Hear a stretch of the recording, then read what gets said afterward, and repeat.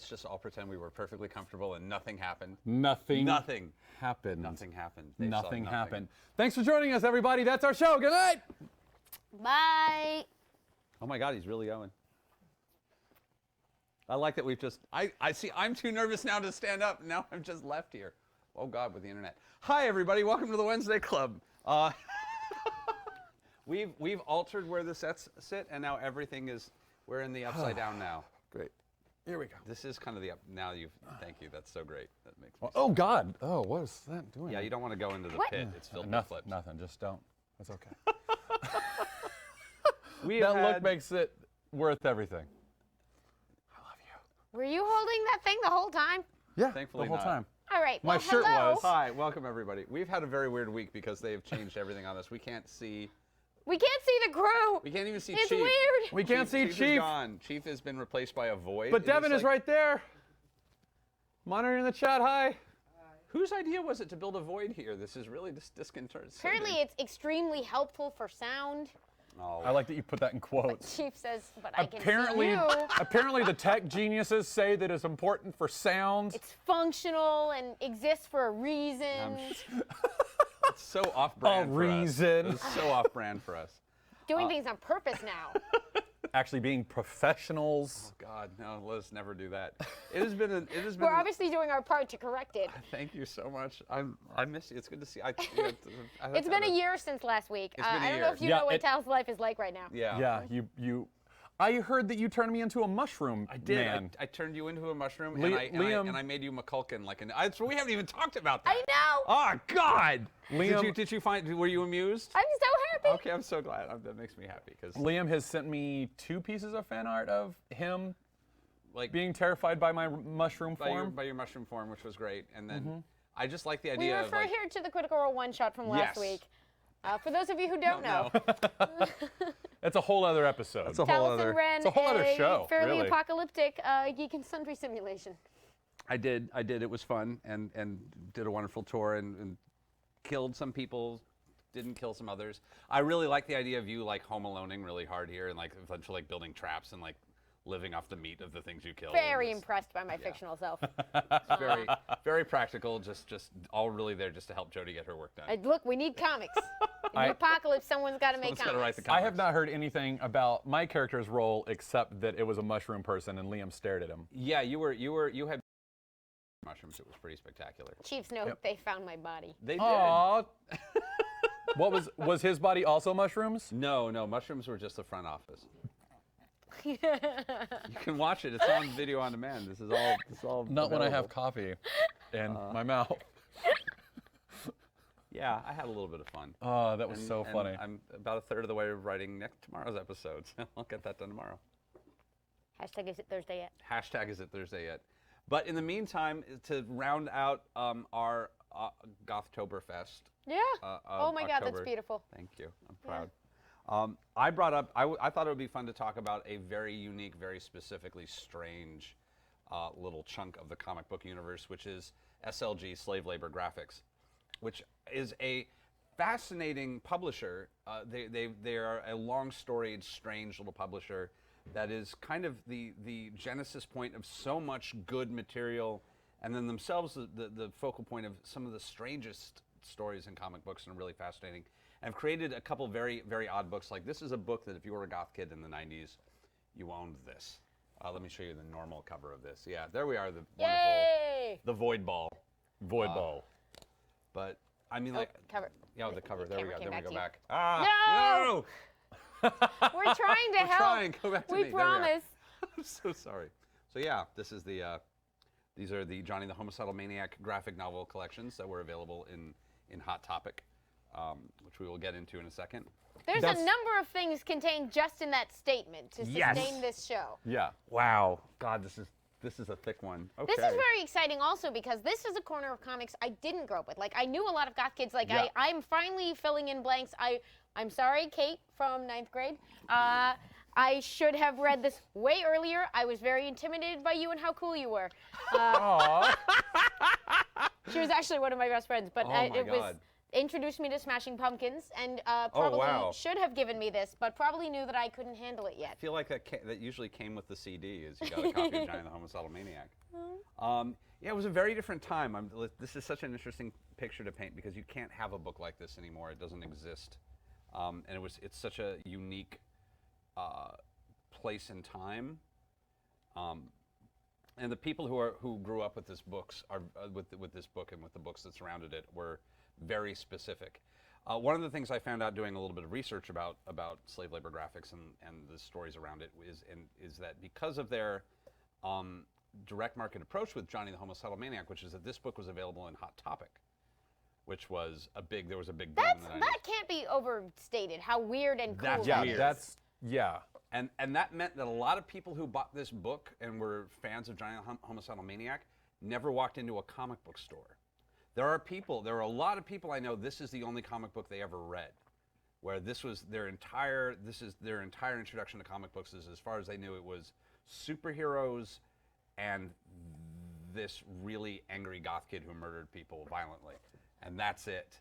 And it's a fascinating thing to have this tiny island. It's the savage land. It's just sitting in the middle of Antarctica of people who have been exposed to nothing else. It's almost a comic book fan lost tribe. Whereas the Sandman kids, like there were kids who got introduced to Sandman, but you had to actually stick a foot into a comic book store to learn about Sandman. There was a little bit of like a little bit of the bookstores, the bookstore experience with that, but mostly you had to go into a comic book store for Sandman. Or if you were a manga fan in the 90s, you had to go to a what were those chain Borders? Yeah, Borders bookstore, where they had a bunch of graphic novels, so you could actually start perusing, but there weren't a lot of things available to read at a Hot Topic. And that's like a very particular demographic as well. Yes. Like very like emo, goth, like. This was pre-emo. We should nail this down in terms of time period. So Johnny ran, I guess, as a strip for a while in sort of different magazines and things like that. And then the comic book publishing started up. And how quickly did it land in this crazy mass market, unique kind of space? I was having trouble finding the date that it actually like dropped into Hot Topic, but I definitely can say that like it was the early 90s at the least where it was with Hot Topic's rise. This was one of the things they noticed they had to do more than just push clothing. And it was a lifestyle company from the get-go. It was also a Southern California thing, very much so. But up until that time, so the comics started being published circa '96. I'll even go. Where were we going on that? I think way earlier than that actually. I do have it in here somewhere. I know I don't have all my notes. Sorry, guys. Somewhere in here, slave labor was slave earlier. Slave labor's '86. Yeah. Which shocked me. Yes. Slave labor is 30 years old. That's just so nuts. It came out of the indie boom of the 80s. I never realized. And Johnny had to have been around. I was in high school, so it was at least 25 years ago. So, good God. I'll look it up. Yeah, please do. What is this? Is this water? Aw, thank you, Yay! Liz. Whose birthday was yesterday. Happy birthday! Oh, thank you. The thing that because I've been thinking a lot about the time period that this came from. The big shift I remember is back in the 80s or in the early 90s. There was a real division. Subculture division was a real thing, where like the goth kids were the goth kids, and you had like the stoner kids, the jock kids. Like high schools were very, very broken into subgroups. That was a lot of that was based off of the music that you listened to, and you would listen to the music of the people that you hung out with, and that was kind of as far as it went. And there was a lot of identity surrounding music, which I wouldn't even know how to explain that to a young person anymore. That the notion that there's just music that you don't listen to because of who you are. Thanks to the internet. Kids of today, tell us, is that still a thing? 95, by the way. 95. 95? Wow, yeah, that sounds right. Yep, that's right. I looked right out of high school. Thank you. And there was a lot of identity around musical taste, which just doesn't exist anymore. And there was a lot of cultural identity that just was starting to dissolve already. And one of the ways that at least the goth culture reestablished itself as a cultural identity, because also the music scene for goth was not as strong as some of the other ones. It was a fashion statement that went along with the music you listened to, and also a bunch of pop culture that you would absorb. And it was like really more of a thing. it was a bigger thing for the goth kids to have a bunch of cultural icons that they could sort of grab onto and claim as their own, I think, than a lot of other subcultures, just because it was such a heavy investment subculture. There's a lot of makeup, there's a lot of clothing, there's a lifestyle that kind of goes with the whole thing, and there's a certain amount of, and it was very appealing to a certain type of emotional damage of people who are having a really, really hard time dealing with the expectations of school and the expectations of socialization and reality as we knew it. There wasn't the internet yet. There wasn't Tumblr. There wasn't all these ways to find people who are like you. Yeah. It was very, very early on, and one of the first things that a lot of us gravitated to were books like this, and Johnny very specifically was such a release for a lot of these kids of just having kind of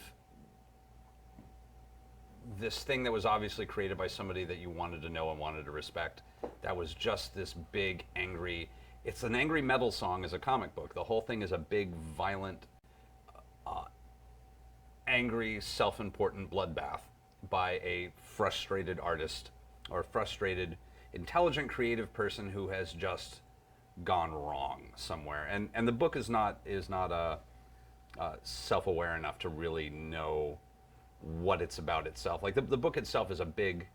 This is not a book for everyone. I'm going to start right off by saying that. I've been talking for a while. If anyone wants to, this is not a book for everybody. This is a book. It is not. It's Johnny the Homicidal Maniac. It's by Jonan Vasquez. Am I saying that right? Yeah, Jonan. Yeah. And the main character is Johnny C, and he signs all his art JCV. So I'm gonna guess that that's not a coincidence. That's probably not a coincidence. But and here's where I'm actually going to kind of depart. I started reading this for the first time preparing for this episode, and like I have known about its place in comic book culture and its importance to a lot of the people I love for many, many years. So here's the big surprise for me from reading Johnny the Homicidal Maniac for the first time.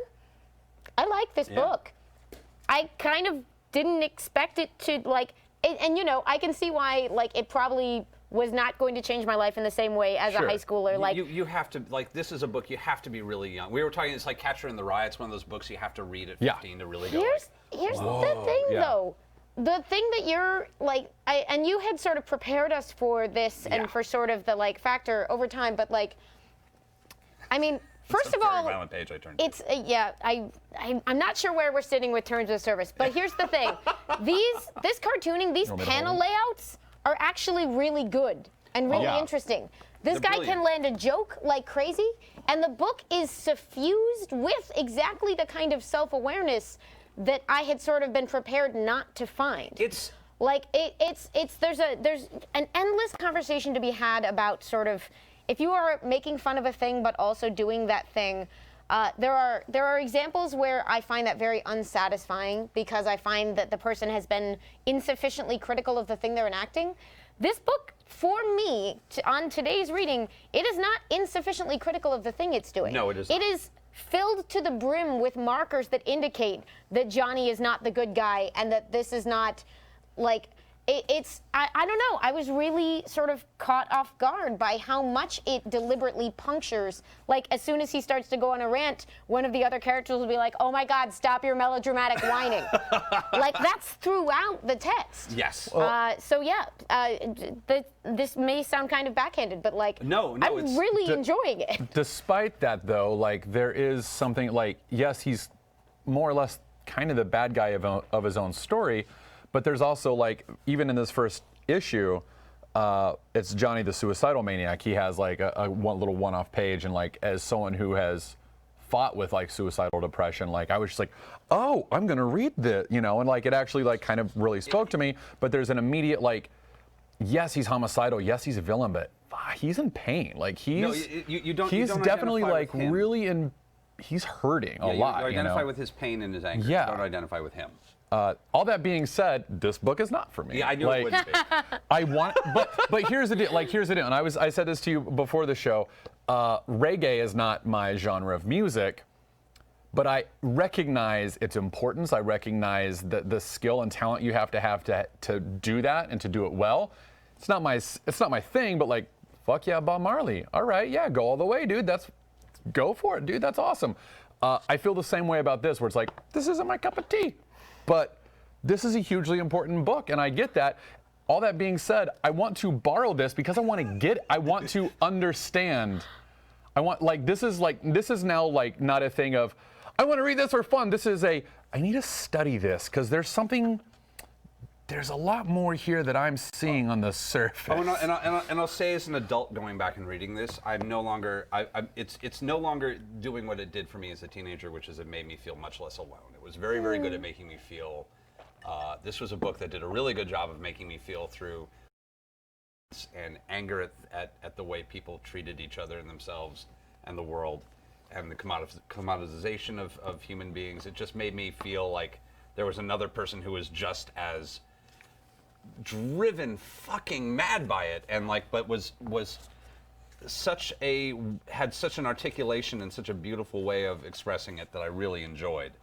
And going back now, and now that I'm older, and now that I'm older and wiser, again, it's much like reading Salinger now that I'm older, where I'm like, okay, I can see all the places where this all breaks down, and I don't think the world needs this anymore because we're too interconnected. Yeah. But it's such a... That's actually a really interesting point, that because of the interconnectivity of the world, we have those support groups kind of immediately at our fingertips if we just seek it out in some way. And it's not that wasn't there in the 80s or 90s, but it was a little bit trickier to find. And now you can sit behind the computer in the anonymity of your room and kind of get some feedback from people. Am I right? Am I wrong? You're giving me a look. I wonder. Maybe. I'm sure that there are a whole host of other problems with sort of that disconnection, not having humanity right immediately in front of you and communicating through technology, but just to know that there's someone else on the other side of that keyboard, hey, I hear exactly what you're going through too. Here's how I've coped with it. Mm-hmm. It was so I didn't mean to cut you off. No. Go ahead. No, that's just a larger cultural question. I often wonder whether the changes that have been apparent to us feel like they've been accomplished for folks sort of if you're born into a world with internet, do you perceive the world as more connected, or is it just us who saw that grow up who can see the changes? Are you just I definitely think it's just really us. But I mean, it's quite possible that it is easier to find people, but there's more danger that the people you find might not be people if you get into bad corners of the internet that reinforce your worst behaviors now, maybe it's a different set of dangers. But anyway, my skepticism about the changing of the world. No, it's also, I mean, there's a layer of that too, where I'm now no longer. It's harder for me to feel comfortable with what I will call. What was I calling it? Cartoonish violence as a form of escapism, which this is very much cartoonish violence as a form of escapism. And thank God it is cartoonish, because it would have been much harder to read if he worked in a realistic style. I'm not sure. And this was intentional. He has said that several times, that this was designed to be outlandish and grand, because it wasn't supposed to be very specific. It was obviously supposed to be a bit silly. And I don't know if we have the room for that in the culture at the moment anymore. I don't know. I think that. I think a lot of kids reading a lot of webcomics right now are like, you mean this one that I still do? Good on you. Good on you. Do it. Please send them in. I'm looking forward to this. I still enjoy this. But definitely this did lead to Invader Zim, which had an awful lot of cartoonish violence that I like. One of my favorite episodes of Invader Zim is the Bestest Friend, which is by the same creator, Johnny Vasquez, also. And that's the one. So Invader Zim was a Nickelodeon series. Was a Nickelodeon Somehow series. this insane comic that was carried in Hot Topic and cracked through to a mainstream audience in a way almost nothing did. Nothing else, really.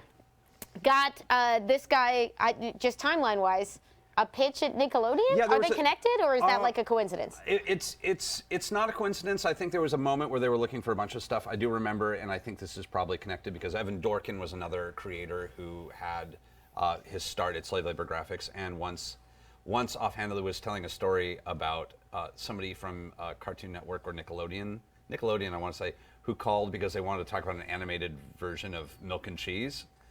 Milk and Cheese is dairy products gone bad. And his response to them was because he was like, they obviously haven't read it, and so he was just like, you do know they're alcoholics, right? To which he said their response was, what? So I think maybe that SLG was on slave labor was on a list, and that like this was something that they were going through to find people to develop shows for a slightly more intense audience. And Invader Zim, a couple different people from that family ended up working at slave labor and working at Nickelodeon. And Zim has a lot of the same emotional aesthetic as Johnny. And there's like my favorite episode is the one where the kid befriends him, the alien, and he won't go away. So finally, in order to get the kid to stop following him, he has his the little kid's eyes ripped out and replaced with cybernetic eyes, so that he like goes nuts and like climbs up onto a roof, and then has his face ripped off by a squirrel and falls to his death and dies. I promise it's an adorable show. It's an adorable show, but that really There's a cartoon robot dog. He's great. Voiced by Ricky Simons, who's also the colorist on I Feel Sick. He was an amazing colorist. Now, see, I Feel Sick you showed me right before the show, and I didn't have it. I only read the first issue.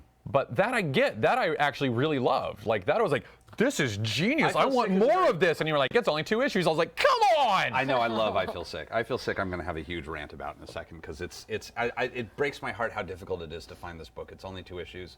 And it's following Devi, who's a character. It's a character that goes on a date with Johnny the Homicidal Maniac in the book. And it's a really bad date.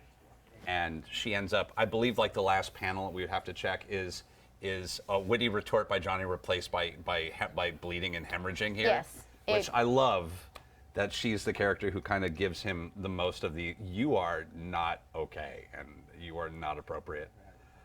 And yeah, the writing in I Feel Sick is much more, there's their date that they go on. That's beautiful and wonderful from Devi's point of view, which is a color book.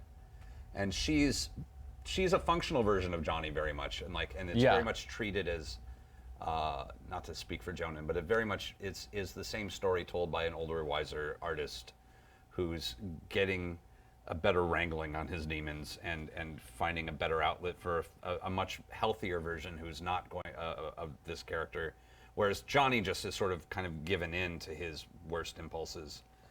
I Feel Sick is about somebody who is categorically refusing, no matter how much the world tries to pound her down, to become something that she just can't stand. Yeah, and it's such a good story. One of the things that spoke to me with that was the whole notion of she's got this story, these works of art, all this stuff that she's trying to do, and she has these stories that she wants to tell, but she's got all this other stuff that she has to do first. She's got a corporate art she has to do for a company.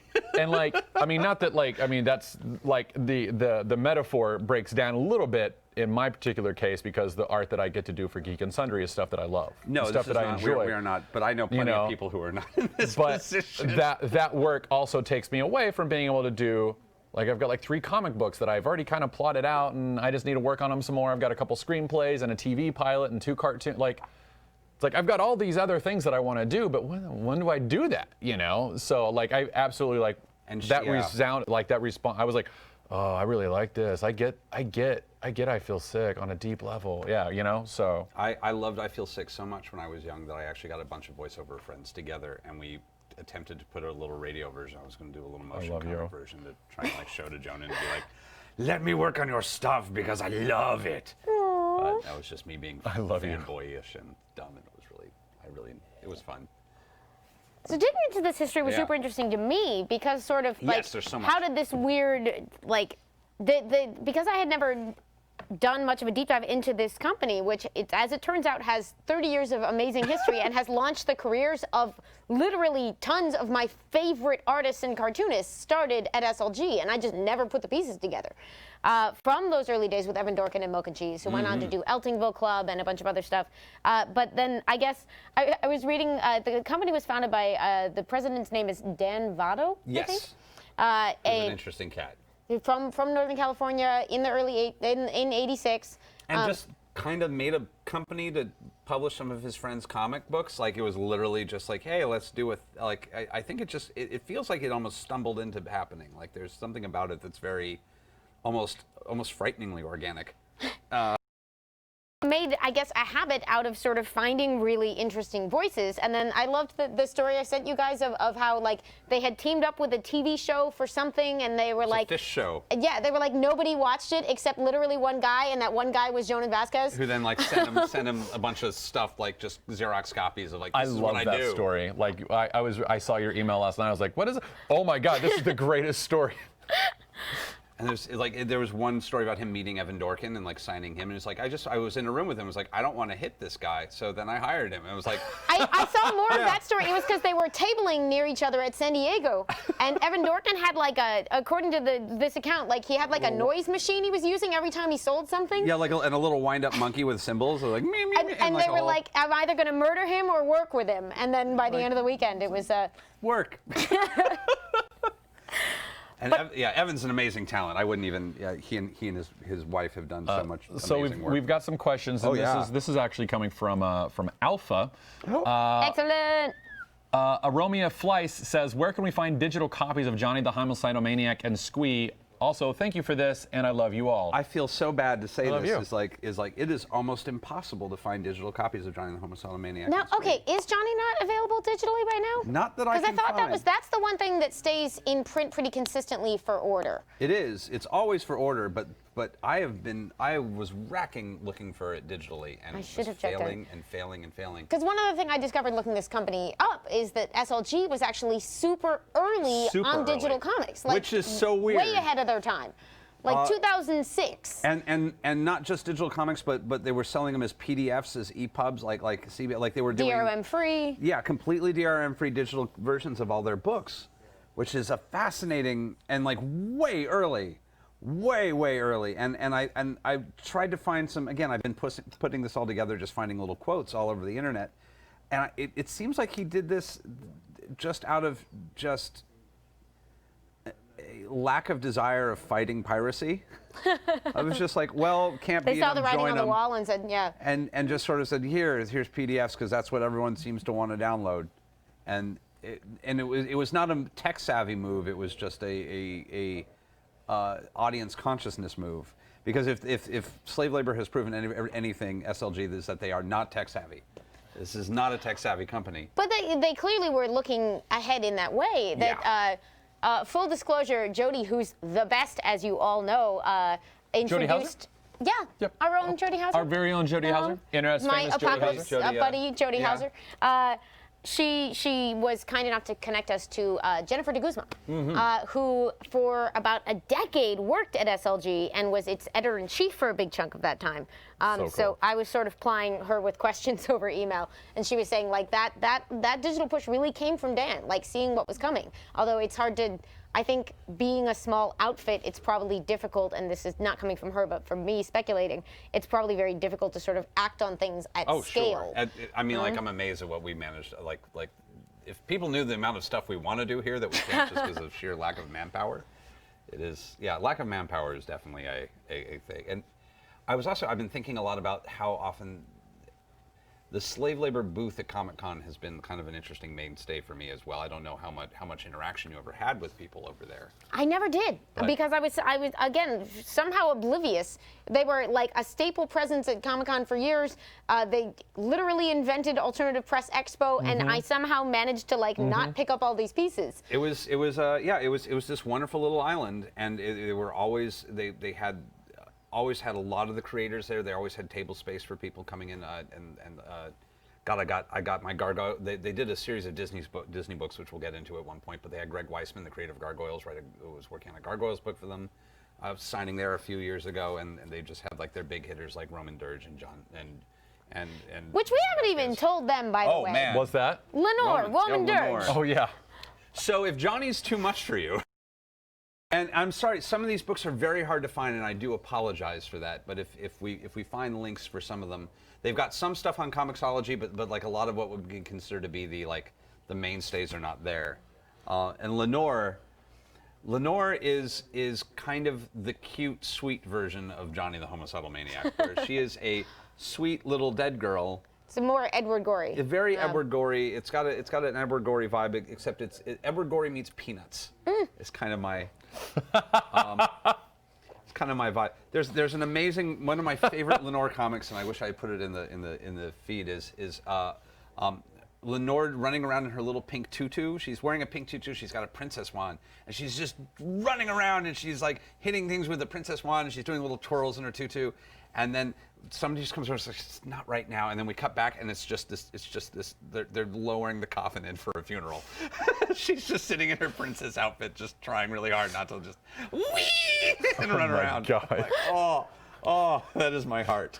There's Lenore. She's adorable. And there are a number of Lenore collections now in print at other publishers. I can't remember who's doing the A current lot of these editions. things, yeah, made their way around to other places. The same with like Milk and Cheese. Milk and Cheese has ended up at Dark Horse. Let's see. Somewhere in there, I think but we have the Merv Griffin Riot, which was always the most famous. Was the cleanest piece of Milk and Cheese I could think to put up. I've only read bits and pieces of Milk and Cheese. It's page by page. There's not a lot of like multiple page stories. They do happen, but mostly there's the most pure Milk and Cheese comic ever is just Milk and Cheese starting a riot, and they've got like baseball bats with nails and broken bottles, and they're just running through the street murdering people, screaming Merv Griffith over and over again. Yeah, fair enough. It's the Merv Griffith They are riot. literally little cartoon carton of milk and a little cartoon cheese. Actually, yeah, block Chief. If you have the Merv Griffith, there should be a check Milk it and for terms Cheese, of service and then throw it up. if it fits terms of service, which it might not. Just saying. Evan Dorkin also did you ever read the Dork book? I never actually did.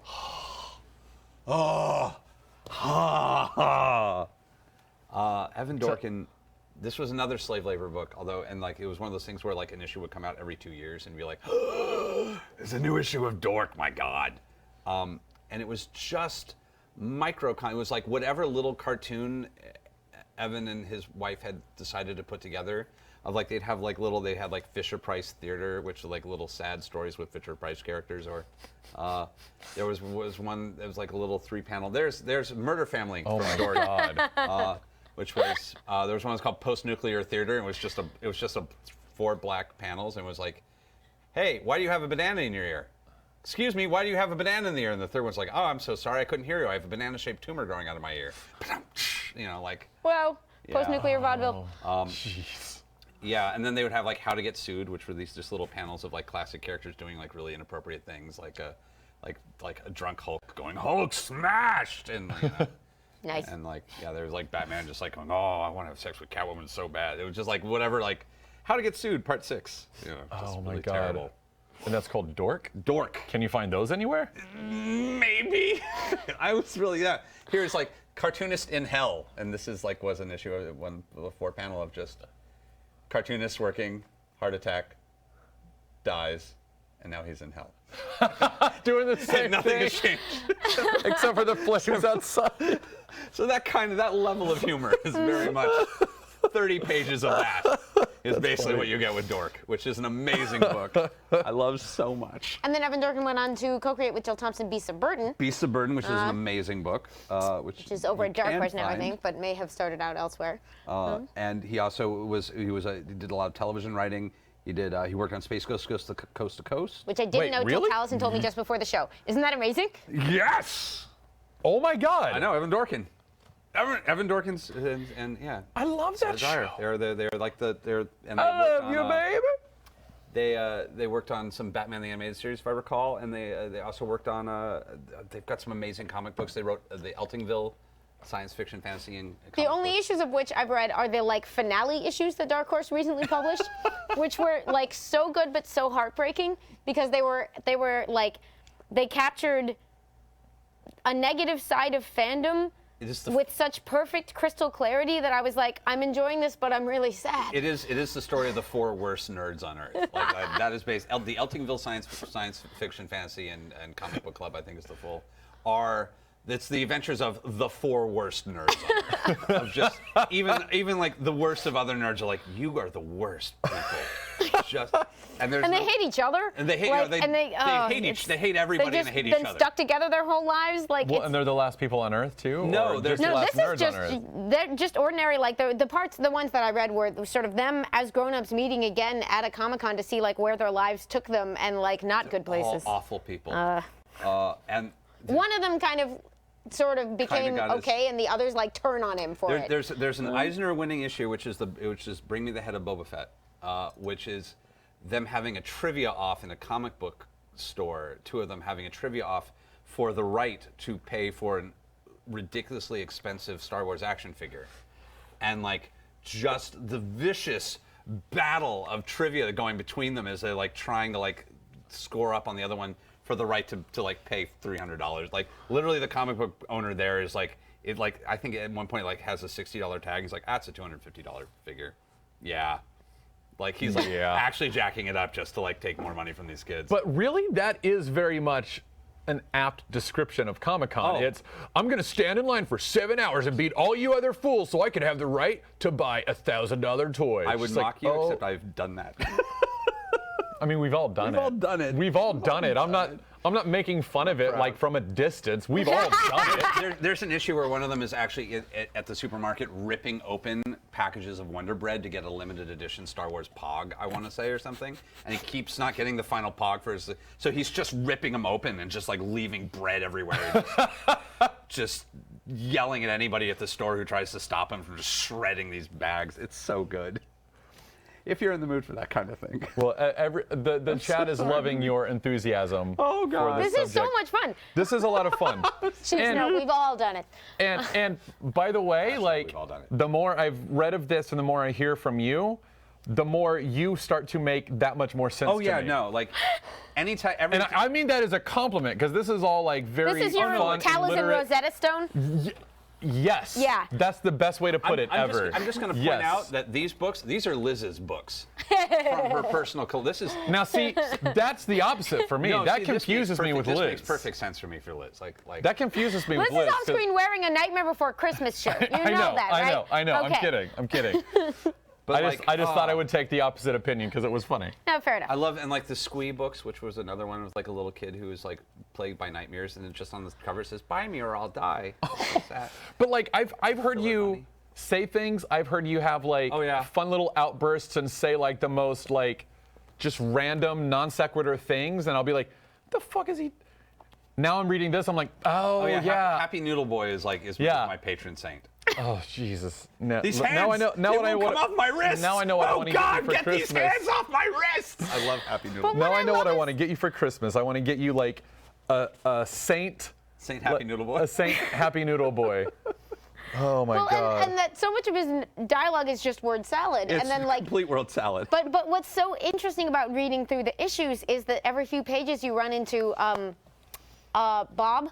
Yeah. The weird shaped head, wobbly head. Yeah, wobbly-headed There we Bob. go. Wobbly headed Bob, who was for me kind of the sort of comforting keystone going through Oh, these yeah. issues, because he is very explicitly a statement that says like he appeals to your desire to look down on everyone, but every page with him is just a mission statement of how dumb it is to think you're better than everyone else. Like that's the entire point of the strip. Yeah. And it's so interesting because it positions you in this like, okay, we're not actually under the delusion that we're better and smarter than everybody else, but we are going to kind of indulge in the like momentary feeling of like pretending that you're better, except this is a vicious takedown of people who think like that. Yeah, it's kind of fantastic. It's really interesting. And later, like these little one-shot characters like Happy Noodle Boy, or later there was Filler Bunny, who I was a very big fan of. Filler Bunny, who was just designed by science to be cute and was just really unhappy, and like it was just pictures of him being underwater, space jig, and bunny suit, and then cosmetic testing, yay! And then he was just like, I don't want to do it anymore. And then they hit him with a taser, and he just goes, wee, and keeps being Oh my cute. God. And they made an action figure for Filler Bunny that you could play with. They sold at Hot Topic. Yeah, and then they also made one of my favorite characters that you might have gotten to from I Feel Sick, Mr. Spooky. Yep. They made a Mr. I used to own a Mr. Spooky. When I saw that in the book, I was like, I swear to God, this was probably at Hot Topic. Oh, and I owned it. I owned Mr. Spooky. That was a thought that went right through my head. I was Mr. like, Spooky that was a came with that me was a everywhere that I was a toy. went. It made a little squeaky sound when you squeezed Mr. Oh my Spooky. God. It was great. I love Mr. Spooky. So here's, if you and I had met in high school, Yeah. like, because you were in theater in high school, right? yeah. Okay, so we would have been in theater together. You would have been the kid that I wish that I could be like. And like, you would have been that kid who was like, Taliesin's so cool. I'll never be that way. All right, I'm gonna go to church. We would have We would have been friends. We would have been great friends. You know but like, half my high school friends at this point. Like, that's true. That's true. But like, I just mean like like, a band of them here last week for gather your party for God's sakes. oh, speaking of gather your party, my lovely wife Brittany is in the chat. My wife Brittany. And she asked if, because we're going to be at Gather Your Party on Friday night. Oh, you're coming in, yay. And I'm probably going to come as Doctor Strange, because not everyone has seen the costume at this Hashtag point. spoilers. But she's asking if she should be Squirrel Girl. I've never heard someone use hashtag spoilers for things we are literally going to do with our lives in the near future, and now I'm reconsidering everything. Well, its costumes are mandatory for Friday. No, I know. You gotta wear. No, I know. Unless That's she's why. got something else that she wants to do. Well, that's what she's at. Like we've got. You've there's a actually never closet. seen our garage. We have like a garage full of like, costumes. The first time, sketch, one of the improv, first times I met you, I went costume in parties. and was like, "Can I have this Battlestar Galactica jacket?" That's right. Please, That's please? right. And Are you still you're have it. throwing that out? That's Yes. right. I do. It's Yeah. amazing. You're learning so much. I'm sorry. We're good. You have friends. Battlestar Galactica jackets? Well, we did. They were getting rid of it, and I'm we like, had no. we had plural. Now we have singular. I wanted it's mine. I took it to And bring singular it. is mine and would not fit you. But I'll bring it in if you want to try it sometime. Okay. It'll dwarf you. Try is a word here meaning steal. That's the rule. If it looks better on you, you get to keep it. It probably doesn't because it's enormous, but No, I can I kept my pretend. Star-Lord jacket. Travis didn't get to keep it. Should've I kept it. still have it. I started working out more so I would look better in that jacket. So I could love that there's justify now keeping officially it from him. continuity to our episodes. Yeah. That makes me so- Yeah. So she was asking if she should be Squirrel Girl, so I wanted to get your Yes. opinions. Yes. Yeah, okay. I love her Squirrel Girl costume. Also, How is that even a question? from Owie Fig, do you feel a connection / evolution from Johnny the Homicidal Maniac to I Hate Fairyland? How do you think that comic of violent inner voice has changed over the years? Oh man, oh my God, that's. I thought that was a really good question. That's a really solid work. Wow, that's a lot to think about. I feel like I'd have to really meditate upon that because I definitely felt the evolution. I haven't thought about the evolution past any of like Jonan's specific work, other than like I Feel Sick was kind of where I stopped really. Well, because I Hate Fairyland, of course, is Scotty Young. Yeah. But Yeah. But as like, a spiritual successor. I guess I it can, is. I can see the connection. Okay, there. I guess that is. can I mean, see like it. that makes sense that it would be a spiritual successor. But I think there's never. It's an interesting side of comics and cartooning. But I think, literally because they are abstract, or maybe it could be connected or not connected. But there's never been a time where cartooning hasn't included like a sort of cartoonish, violent ideas. No, like whether it's such a from, safe like, way the- to work out these issues. I think that's the probably idea. I have a. I mean, like I not that this will be I think the first adult book referenced on this book on this show. There's a conversation in Lost Girls, since I guess I'm going there now, which is a fascinating adult comic book, which we'll probably get into one day when we do an Alan Moore I have to episode. finally read Lost Girls, but Have you not read Lost Girls? I haven't. It's a lot. Only Toto gets out unscathed. That's as far as I'm going to go. That's not even my line. I think that was from a review. But there is a conversation in that book about the safety of storytelling and how like we can tell these stories about terrible things happening to people and about violence and all of these things because it doesn't make us bad people because we're telling them about these abstracts, and the whole thing is done in an abstract to sort of absolve us of any of this. That character then says, I of course am doing these terrible things, so obviously I'm a bad person. And it's like Alan Moore being meta on level. It's Alan Moore meta, just meta everywhere. It's meta. But meta. Meta. But Meta. wait, no. That's No, right, we're not meta? No, this is it. It's meta. Meta. Yep. We acknowledge our audience. Non-existent fourth wall. To literally you guys talking to us. But yeah, I mean, like any of these books taken by themselves. My are Key so- 74 has Oh. a spooky. Guys, we need to back out a Yeah. little. Paladinish 421. What is Hot Topic? I'm from England. Whoa! Yeah, we missed some. Man, I'm so we jumped sorry. some steps. So- What's Hot Topic? Hot Topic is, and it's changed a little bit it's changed a lot over the years. Was originally a. Turns out things change. It things sucks. change, no matter how much you try and force them not to. Hot Topic is a series of chain stores, mall stores, in the United States. Yeah, it's very mall specific. That is I- mall there culture. There is shop, no. yeah. It's like Lush. It's like one of those things you have to like. I force myself to go to the mall to go to Hot Topic and Lush. These are the two. I don't know what Lush is. Oh, honey, It's like we're gonna. it's soap, right? It's- Yeah, it's it's like more- really it's really the awesome best soap. soap. It's really awesome soaps. Yeah, we may have to have like a. We're gonna have to have so a mall excited about day. May have to soap do a right mall day. now. We're gonna have to have a mall I'm very into my day. product. I'm very into my product. Yes. I'm just kidding. Now, We'll were never we do in that. high school, Thank I you. would have known you both from theater, and you would have dragged me to the mall, and I would have been like, "Where are we going and why?" We're going for soap and Hot Topic. So Hot Topic, back in the day, there were not a lot of places to buy alternative, especially if you didn't live in LA or New York. It was really, really hard to buy counterculture, alt culture clothing was a problem. And a lot of it was DIY, a lot of it was just sort of putting together the best you could. And Hot Topic was the first company to sort of make that available to teenagers in places other than, like in LA, we had Retail Slut and we had the Melrose, and in New York they had, Yeah. you know, they had everything going on in Brooklyn, of kind of taking alt fashion and counterculture fashion and making it available to kids everywhere, which was a big deal because it just suddenly became less of a much more convenient thing to sort of join some of these countercultures and participate, at least from a style and fashion sense. And there was definitely a lot of talk of like the bullshit at the time of like the notion of like bullshit goth or alt community. Hot Topic goth was just because it did reinforce what was already becoming a certain amount of uniform for the style. But again, this is aesthetics are important, and we all sort of gave into the notion that we were much happier to just have more and more easily available aesthetic options for ourselves. So Hot Topic was a place to go to buy lots of like weird clothing when you were not. Hot Topic was the store that I went to when I wanted to feel rebellious. Yes. When Mall I- rebellion. Like that was like I'd be at the mall with my mom and dad and my brother, and I'd be like, I'm gonna go to Hot Topic, and then I would go to Hot Topic. Go Hot Topic. They would sell. They sold some CDs. They would have a little bit of music. They were one of the first stores. The big deal for us out here was it was a place that you could work with and have interesting piercings and multicolored hair, which was for a while it was a much bigger deal than it is now. Yeah. Where my cousin worked at Hot Topic. Mars worked at Hot Topic. Really? When she was a teenager. Yeah. This is an interesting question I felt from Igilboa1. I think I'm saying that. I'm sorry. Igilboa.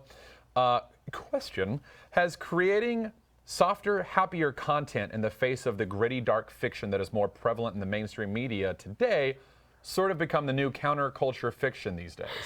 I have literally argued that before. Yeah. I think it kind of has. Is it Lorna there's- Penny? There's an amazing journalist who just did a piece on this that hot cocoa and rocking back and forth talking to yourself is the new Send me that. mescaline purge of like Yeah. it's the new 1960s Both of drug us. field rampage is just sitting with hot cocoa going, it's going to be all right, just turn off the phones. Yeah. Yeah. Send us that. I don't know, because there are like heavy books, but the heavy books are serious now as opposed to lighthearted. I think that This is lighthearted. many varieties of things they continue to exist, but in terms of sort of comic book trends, I have definitely would co-sign the idea that in the last few years, like sort of daring to rebel against the excesses of the thing before you is a long tradition in comics. And if the thing before you was a lot of violence and a lot of grittiness, then your way of reacting against that is to make a space for other stuff.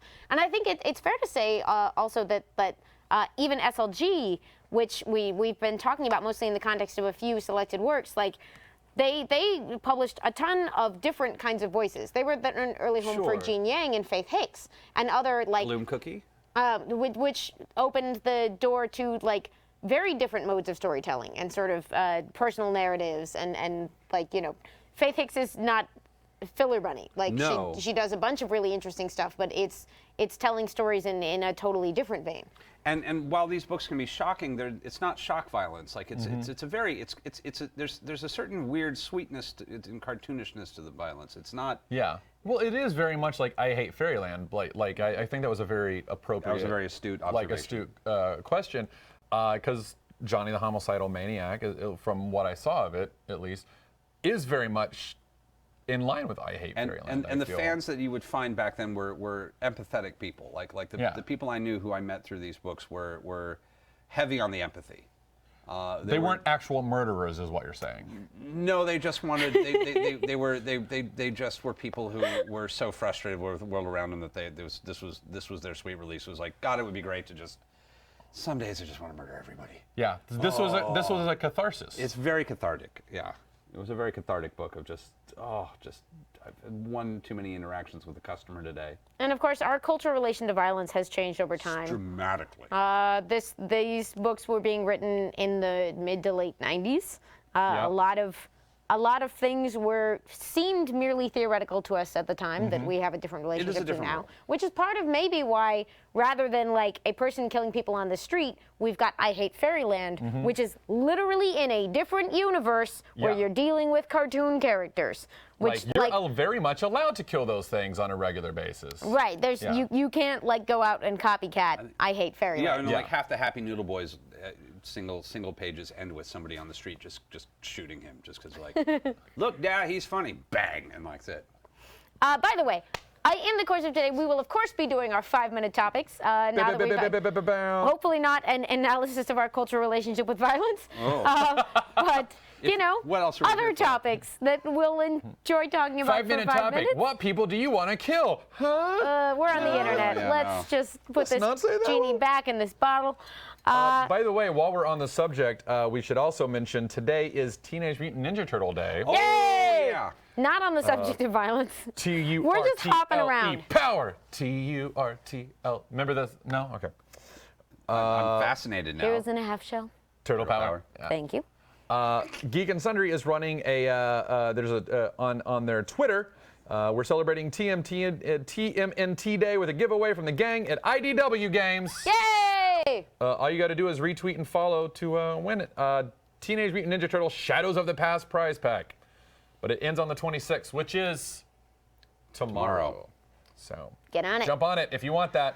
I It's love pretty that sweet. IDW is moving into games now. Speaking of changing comic book Yeah, industry. it's cool. Skybound has also done that. Skybound is also doing that. So Skybound is an imprint of Image. IDW is a separate company. They have the Turtles license right now. Speaking of people who came out of the 80s or helped you. create the 80s black and white boom. What? I love you. Like just Yeah, the no, fact that you're just like tangent that like shit, I'm just like all those threads, and here's- it's like like, woven yeah. together to like, yeah, I made you a friendship bracelet out of like, Johnny the you just, Homicidal like- Maniac and Teenage Mutant Ninja Turtles. Like it's amazing because I was just like Skybound is also doing that. You're like Skybound is an imprint of it. Like the fact that you just know how to do that by default. Like your reaction is our audience may not know what this asshole's talking about. So here it is. Let me lay it out for you. Just like to pretend Also, life here's is a this other thing. Wikipedia article and we're editing as we go. No, I know, but that's what like I don't even. I'm just like it's Skybound. Everyone knows that, and you're like, okay, sweetheart. No, they don't. no, they really Here's who don't. it is. Here's this other thing.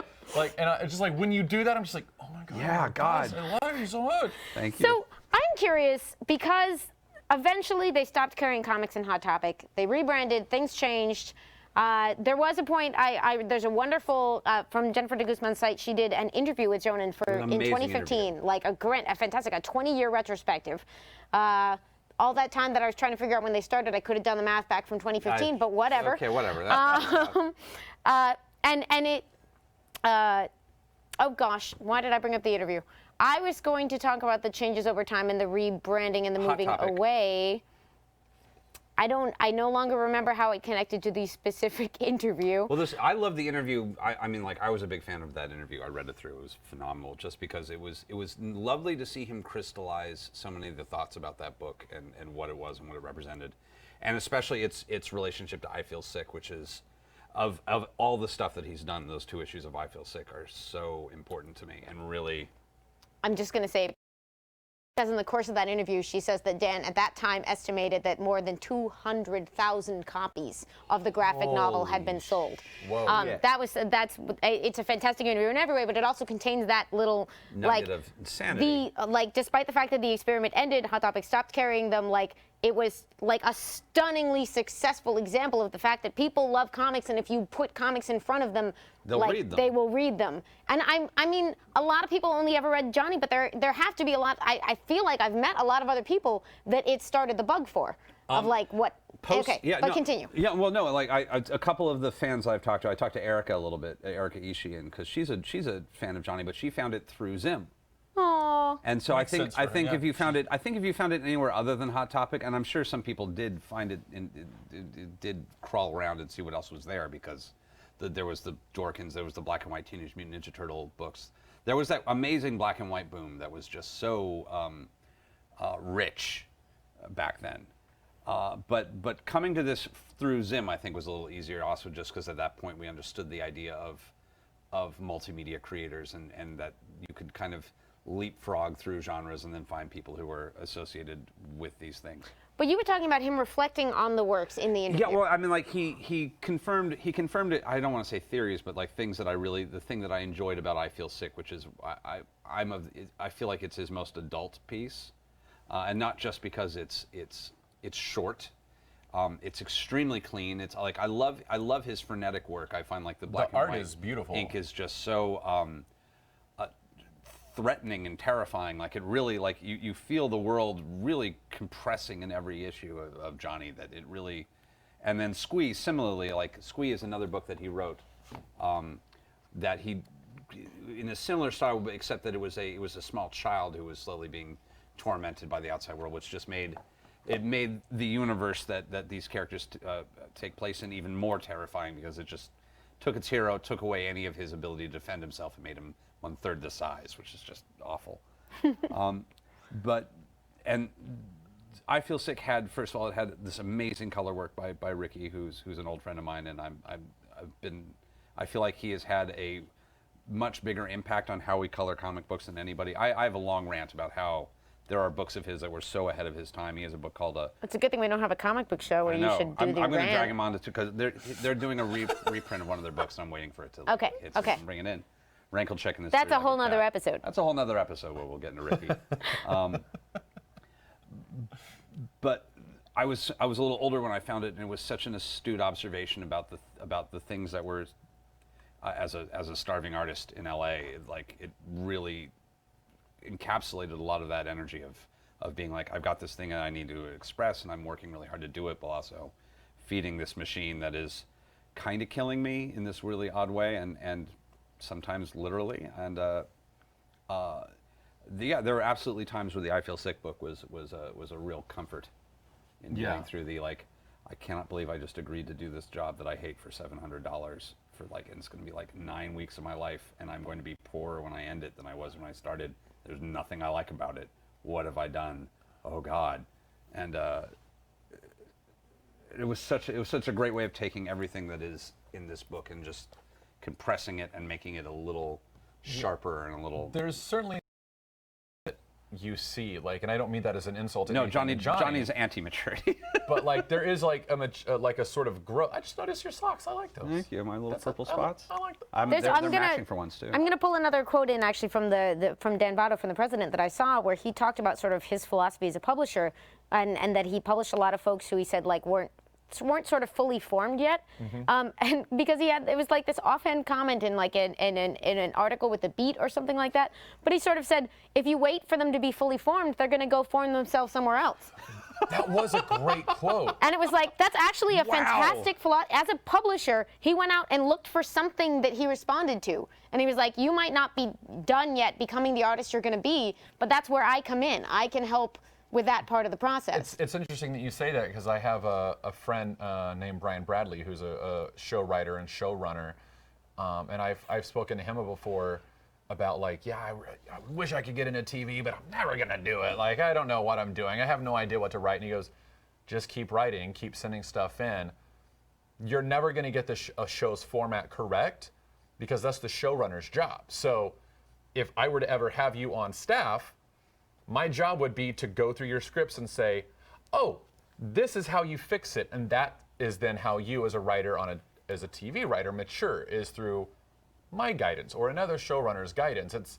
You don't come into a show knowing exactly how to write that show. You never do, and that was like such a giant sigh of relief for me as like a wannabe writer, to be like, oh, I don't have to actually, I have to be good at this, but I actually don't have to be good at your show. You'll teach me You don't how have to write be that perfect show. at the beginning. Exactly. Which is the end of Jennifer de Guzman's interview with Jonah Vasquez, where he basically says, I'm not ashamed of anything in it, because messing up is how you get to the better stuff. Yeah, and that's such a good interview. Did Yeah, she that send was it to really us? She did. Thank you. Thank you. That was amazing. I know we had heard she might be able to join us for part of chat, but I'm not sure if she made it or not. I haven't seen her, but Either way, she's rad. Follow her and her work. She went on from SLG to work at Image for a couple of years, and I think she's a freelance editor now, but I should ask for more info there.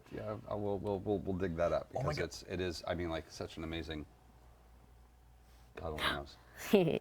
Totally forgot about that. You guys are looking at chat, right? We are. We're are. peeking at chat. You're allowed to peek at chat. Other things we can talk about. SLG was instrumental in the creation of the Ape Show. Okay, what's Yeah. Ape? This is okay. Ape. For those of you who don't know, God, I gotta get that on a T-shirt or on I think a business card maybe. I don't know. Someday. Something. A business card you plant and then. By the way, please keep sending us pictures of your shirts when you get Yes. them. It's the Oh, best. so it's cool. the absolute best. It's the absolute It's been best. making me so happy. I love that so much. I love that you guys are buying the shirts and wearing it. It's so cool. But the Alternative Press Expo, the Ape Show, was a thing I used to do when I was younger. I loved this. You've It been. was- I've never been. I've always wanted to go. I went. It's been a long time, and it's definitely it's had ups and downs, and I definitely know that there's a lot of contention about its survival and otherwise.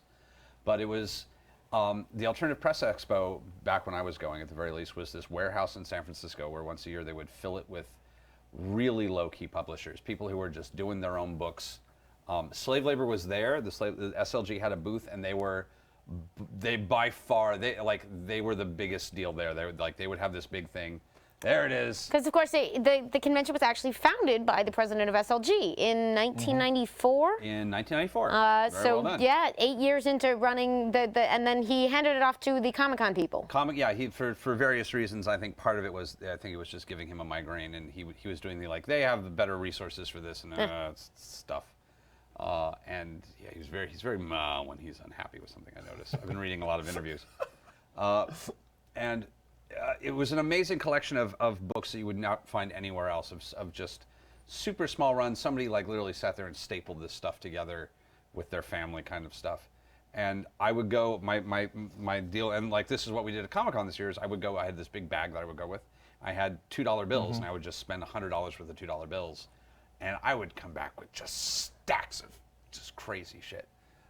And people would publish short novels, they would zines, depending on how you want to pronounce it. Who says Zine? I've never Zine? heard Zine. I've heard only Zine a couple ever heard times. Zine. Really? Yeah, I've heard Zine. Then a the few people times. that are saying Zine are mispronouncing might it. be mispronouncing it wrong, or I'm pretty sure there's no wrong way to zine, so I guess I have to accept Zine. zine. Cool, then Could I'm be- going to could start be- saying Zune. Zune. I'm into Zune. I'm into it. You guys want to go read a Zine? I've already started a hashtag with my mispronunciations this week. I'm totally. Oh, okay you want to with go read a starting Zine? Let's go read a Zine. So anyone know the Astaire Rogers movie, The Gay Divorcee, the whole conversation with the waiter about whimsical? No, whimsical's much more whimsical than whimsical. Okay. I have no idea. One of you is on the same page with me. That's amazing. I guarantee Continue. I I'm into will. it. I will watch for the chat for someone to be like, Amy, yes. But yeah, it was an amazing place. It was not just a great collection of independent people doing amazing work, but they also had forums and conversations about the best ways to do self-publishing, about cheap ways to get books printed. There was in the early days of print on demand, they were some of the first people talking about how to make print on demand work for independent publishers. For those of you who don't know. The notion being is that if you had, this was before Amazon was really a big thing, but the idea that you had companies who would, when you gave them money, just hit a button, print one of your books and mail it and be done with it for a slightly larger chunk of the profits of your book, but at the same time you wouldn't have to store and print a huge But yeah, number of these books. there are almost savings, everyone yeah. working in independent comics is not looking at numbers like 200,000 of anything ever. There are other books that we sold 3, and that's if that's what you got to do, if that's the size of the audience you can find and collect, you need a strategy that speaks to that. The internet has come along and changed a lot of this, but before we had that, there were shows like Ape. This was very much before the internet was a really good way to promote anything. And it was a very interesting space filled with the perfect, as only comic books can make, the perfect mix of people who were just so old-fashioned that they were worried about they had not updated their denture glue in 30 years, kind of thing. Or this is how we do it. I don't want to hear about it. Mine's just nothing but hoof. Nothing but hoof. And then these young kids just going out on a limb with something just completely experimental and weird. There was a in some of the early digital books where all the art was digital would show up here, very interesting attempts at clip art books. A few of the early clip art books of people who were just taking public use imagery of just guy holding I can't draw, but I want to write a comic book, so I'm just taking publicly domain art and cutting it together to make stories or little short. And the sort of generation of comics I got hooked on was the early webcomic stuff a few years later. But shout out to David Malky's Wondermark, one of my all-time favorite things to exist. That is Wondermark. Oh, I literally have one up in my house. What did I If you've ever seen a comic strip made out of old woodcuts, but it's hilarious. I don't think I have. I have Stove Cat up in my house of the cat, like looking at the stove, going like it's a stove. It's just my cat. It's like, wow. Then they left a chair there. Are they like subconsciously telling me that like I should go up there and check it out? That's it. From here on out, I'm through playing by the rules. From today on, I'm a stove cat. And then it cuts to the London fire of 1812. Oh, I have Stove Cat. Stove Cat. I bought that for Christmas last year. It was like Prince of Stove Cat. All right, so what is Every this? now and then, I was like, I'm a stove. It's a webcomic. Cat. It's a webcomic that's made entirely. They've had a couple of print collections, but he makes it out of. It's just a genius. It's just clipped like woodcut art. There's one. There's Meanwhile, a Batman Ryan North one. does the literally dinosaur comics with clip art of dinosaurs, and that's the exact same layout every time. But these guys, I think what I didn't know getting into all of them is that they were drawing on all of these traditions from places like Ape, where they were like, look, we'll literally try anything to make comics. Yeah. Yeah. Where if you can't draw, just because you can't draw doesn't mean you can't make comic books. You just have to be careful that what you use is public domain. Well, it's interesting that you say that, because I had a thought earlier today. I read some of the newer stuff. Yeah, from because SLG. SLG, like they were really So they slowed down on the publishing front. They slowed down. I mean, now they've pretty much come to a screeching halt. Where the official word, when I think the official word was last had in like 2011, it's been a while, is they're not looking for any new talent. They're not scouting anymore. They're basically just printing what they already have.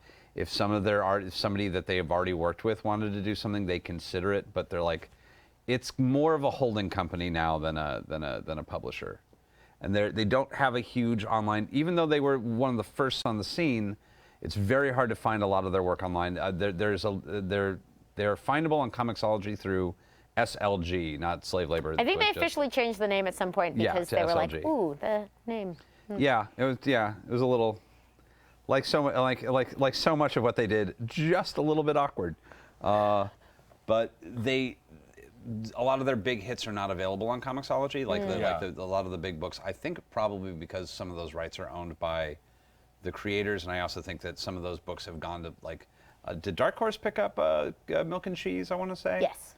So like, Dorkin went over to Dark Horse, and some of the other I think some of the other books have migrated. They also briefly, back in did I write this down like a clever person? In 2005. Did a deal with Disney to do Disney comics, but like not the traditional Disney comic books, but to do like alternative press Disney comic books. I was shocked because I hadn't realized this was a thing. This was a thing. And it's like Slave Labor doing Disney comics. Yeah. Is so and some opposite. And But think about it, they'd had the like sort of only modern, very successful experiment in getting comics into the hands of a mass audience, other than like Archie, right? Sure. In the form of Hot Topic. So it's a weird cultural fit, but in terms of them taking chances on stuff that was being ignored by other comic book companies, it makes perfect sense. They did a really great limited run of Haunted Mansion books that were not given as fair a shake as they should have, because it was like also happening during like a bunch of other Haunted Mansion stuff that was unrelated, and because of it, it got kind of diluted and lost in the. Oh God, look at that cover. Yeah, it's just so funny because it's like giving a bag That is very dark, yes. Well, It's I like mean, but giving that's a like bag- literally a part of the ride. Yeah, is that's what I true. love. Is like they've captured the best part of that ride, and the energy from it. But it's like giving a bag of kittens to a werewolf and saying, "Deliver this to the orphans." Yeah, and like some of those kittens Bring are these gonna kittens to the orphanage. But the company never set out to be only one thing. Yeah, I know, but like just like image-wise, like Slave Labor with Johnny the Homicidal Maniac, like stuff like that. But That is beautiful. Yeah, all God, that look being at that. said, Yeah. then there are other books like Tales from the Heart. I heard that was great. I haven't read that one. I read the first 2 issues today. A bunch of their first issues, by the way, are free on Comixology. Yeah. Like, so you can Nice. actually, Yeah, there were a lot of first issues that are Stealing free. your phone. No, do it. Tales from the Heart is, I think, a 6-part comic from 87, 88, I want to say. So it's like Lord very Almighty. early on in slave labor. Do I have it here? slave labor's it's not that together. existence. And it's the story of a woman, I can't remember her name, I didn't write it down, but it's a true story. It's an autobiographical comic about a woman who joined the Peace Corps and went to Africa. Yes. Into the heart of Africa, like the deepest parts of Africa. And it's her story, and I read the first two, and I was like, oh, this will be interesting, this will be fun. By the end of the second issue, I was like, oh my God, being a Peace Corps volunteer is really tough. Like They're I famously looked into quite it proud of before. that book. Was that? They're famously quite proud of that book. Yeah, and like I looked into it when I was in college to doing the Peace Cindy Corps. Goff? Cindy Goff, yes, thank you. And she's very upfront about like how difficult it was and how like not like mean the Peace Corps were, but how like exacting they were. How like, no, you need to go study this language and you need to be immersed in it for a couple of months before we'll even let you into the country. And like how all the volunteers were like, no, but we want to go do this thing. And they're like, you're going to, but you have to keep yourself safe and you need to learn about the culture and you can't just jump in there. And like there's a lot of stuff that you just don't consider when you're like, I'm gonna join the Peace Corps. I can learn French, whatever, let's go. And it's like, no, you need to learn like the diseases that you could get. And you have to utilize an outhouse. And there are bugs that grow in that outhouse. And they will attack you while you're in there. Here's how to deal with that. And it's just like, I just want to volunteer and help people. Like it was a really eye-opening comic. And like I only read the first two issues. I can't imagine what the rest of it's like. But it's very well written, and I really enjoyed it. Like and that was because slave labor graphics, as far as I've understood from you, has been like Johnny the Homicidal Maniac, and I look at that and I'm like, that's like a Nancy comic, but like really more violent and like better. But like it stresses me out just to look at the panels. Like, I don't know. But this was like, I can read the shit out of this. Yeah, I like that you're bagging on Nancy. I literally got a book today that I ordered months ago. It's an entire scholarly work called How to Read Nancy. Oh my God. It's a critical theory of comics in 3 panels that takes one strip of Nancy and analyzes everything about it. I'll report back when I've actually read it. Oh my God. Into that It's like shit. That's so random. Like Nancy and Johnny the Homicidal Maniac to me are both in the same category for me, where like they both seem to just be like tremendously stressed out people. I'm thinking of a different. I'm thinking of. You're thinking of. I'm thinking of this the funny pages Nancy, like Kathy? Kathy. I'm thinking of Kathy. Yep, Thank okay. you, Kathy. Not Nancy. Sorry, Kathy. I'm thinking of Kathy. I don't even know.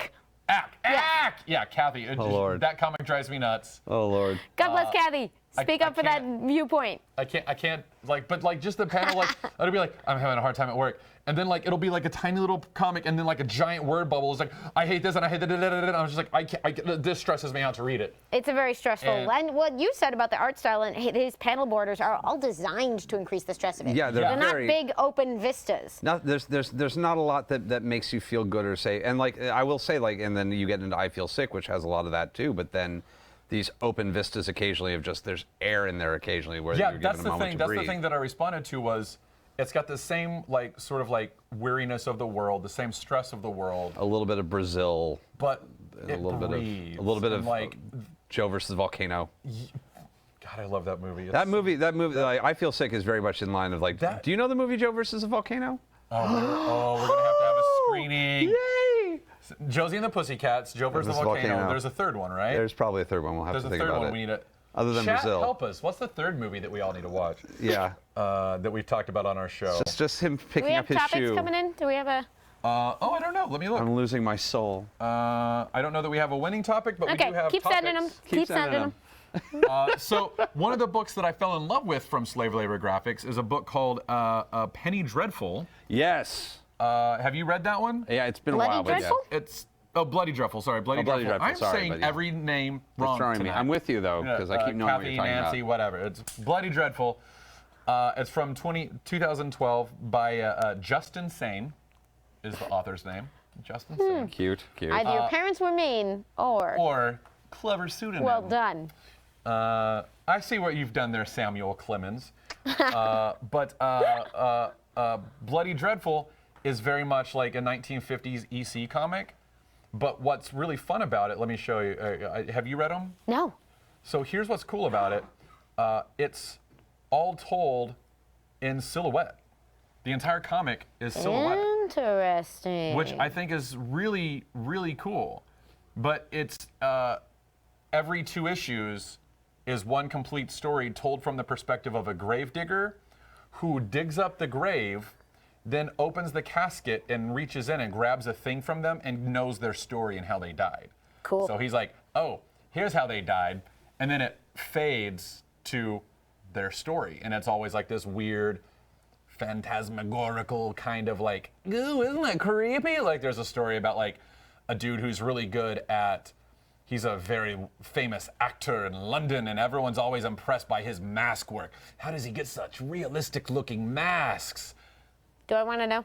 He kills people and takes their faces. Okay. But yeah, like, this is just on my phone, apologies, but it's all told from that. I didn't load it onto my iPad, in or that I would sort have. of, Ooh, I guess, what is that? This is Rebel anyway, Angel. It's all just silhouettes. What is that one? Oh, it's okay. Let me get where's my It's all info told button? in silhouette like that. Nice. James Turner. So.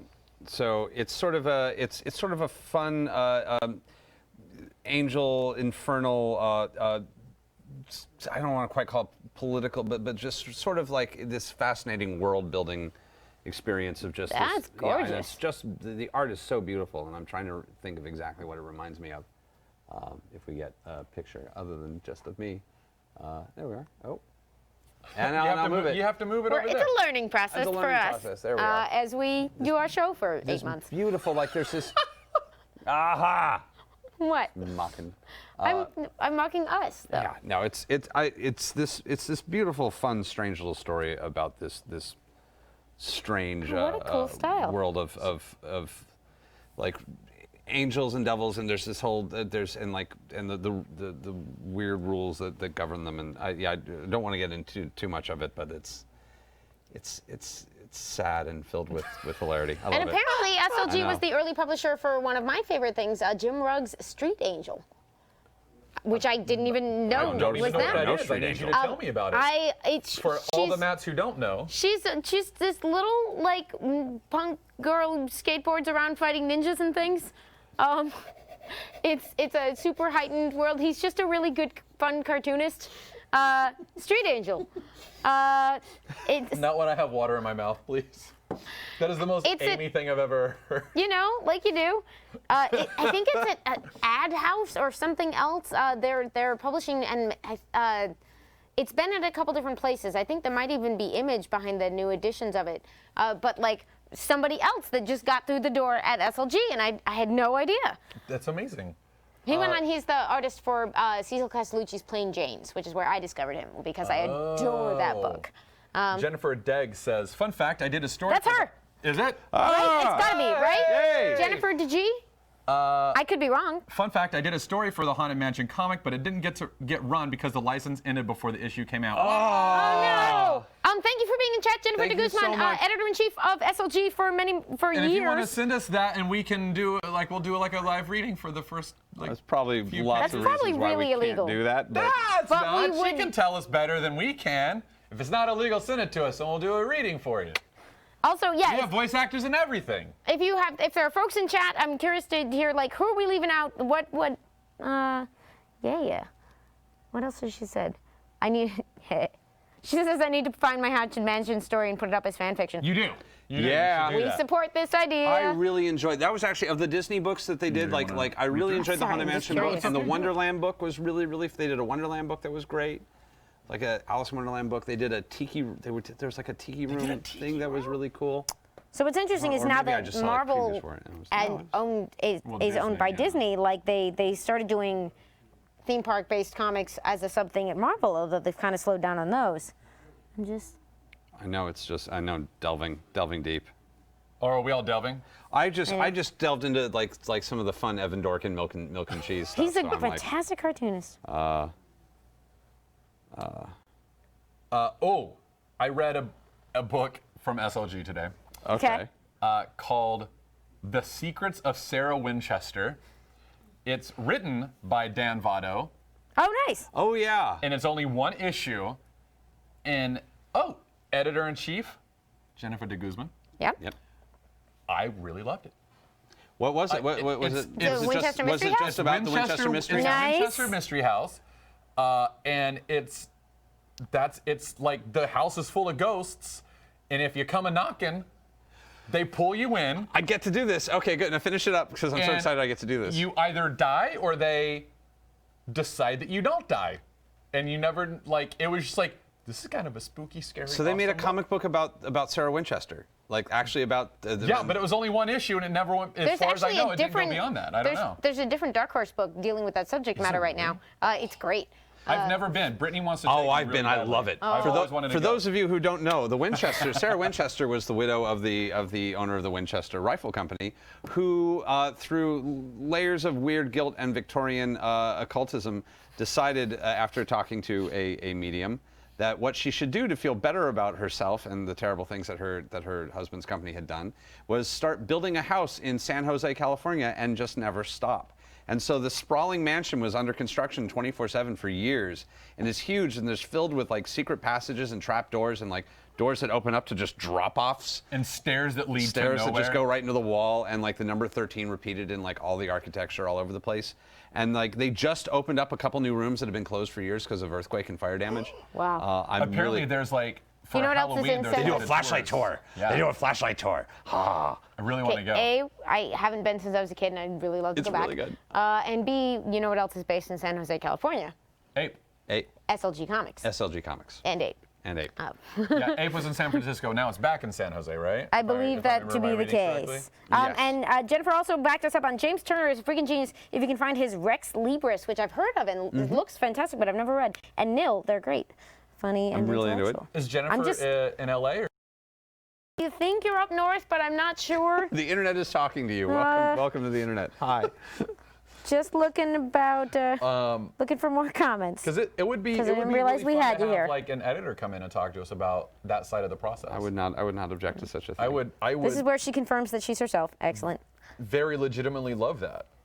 Yeah, there's just like I'm just in one of the milk and cheese issues, which is just a series of these short, and it's just title and then the 3-panel jokes, and there's just title, and there's just one of like him and a bird talking, and he just says, "Last night I threw up 2 perfectly chunky piles of Frankenberry cereal. The thing is, I haven't eaten a bowl of Frankenberry in years." And that's the whole joke. She also points out Wonderland was by Tommy Kovac and Sonny Liu, and Sonny Liu is another person who has taken comics absolutely by storm. Won like every Eisner for a book that he for his most recent one. Oh my God, we were at the Wonderland was ceremony. so It won beautiful. everything. It looks wonderful, but the name is escaping me. But yeah, so one more person coming in through the doors of SLG. It is a horrifying collection of talent that like pulled together. I was trying to pull some of the other Oh, Secrets of Sarah Winchester got shut down by the Winchester Mystery House because of trademark issues. they do, to be That fair, makes they do sense. hold. I was That going to makes ask, total like, wow, sense. did they like? Did But they it was like hook really it up haunted and spooky, and I was like, oh, this is actually a really good haunted house book. Like, I'm excited to get into this. And then I got into the end, like, you know how Comixology would be like, read the next chapter. I was like, I will read the next chapter. Sarah Winchester. No, I won't. I won't read. Great. Okay. Well, you had me. Yeah, Comixology is really good at breaking your heart in a way that like a comic book store, like Just you could like go. comics. Well, no, you Break go your into the heart. comic book store and you're like, and we could hold out for years with the faith that one day another issue of Astro City would get published. And we knew it would happen. We just had to sit there long enough, and the had to Great wait. Pumpkin would come with a copy of Astro City #7, and we would read it, and then wait patiently for next year for issue #8. Whereas Comixology is like, no, you ain't getting nothing. Not getting Just adding pieces. Jennifer's from the Bay Area, or is in the Bay Area, to answer Hi. our question about where she is. And the Sonny Liu book I was trying to remember was The Art of Charlie Chan Hok Chi. So I can put my phone down because that's what I was looking up. Yes, thank you. Thank you. I'm sorry, I stole the chat because I was like, Jennifer's here. I've never met you. You seem really cool. You can take it. I get I'll it. just keep reading chat instead of talking to y'all. Very And sorry. see, that's We're why here- I we're take here to it, make you because happy. We That's wanna, really- we want to hear from you.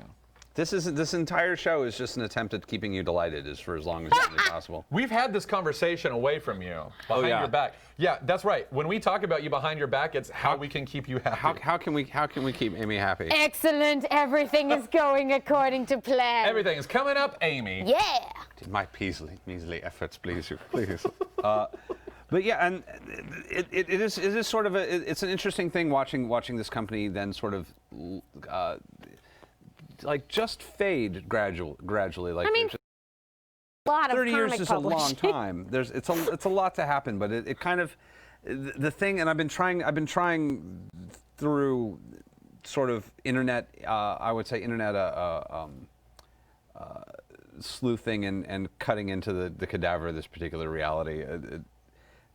I think the web is kind of what killed it. If I had to, I'm staring at it more and more, and I think that just tech moved at a speed that a smaller publisher. Well, and there I was a know lot of that little they things. They lost a lot of money. Hot Topic stopped carrying the things in about 2008, and Yeah. it may have been, I don't know this to be the case, but like being so successful with that separate thing and not having because I mean, after that, you'd have to fight your way back into the direct market. I don't know. I don't know how much of a factor there was that was, also but there it was can't have been like apparently a pleasant when a lot of the transition. smaller distributors went down. There was a lot of money owed and things that did not go well for them. The distribution wars, yay! Flashing back to that episode, And their audience was very insular, which was definitely a thing. It was like there were people who were exclusively readers of SLG books that did exist, and a lot of that is harder to maintain, like a little island of readers, as opposed to like mixing them into the larger the larger ecosystem.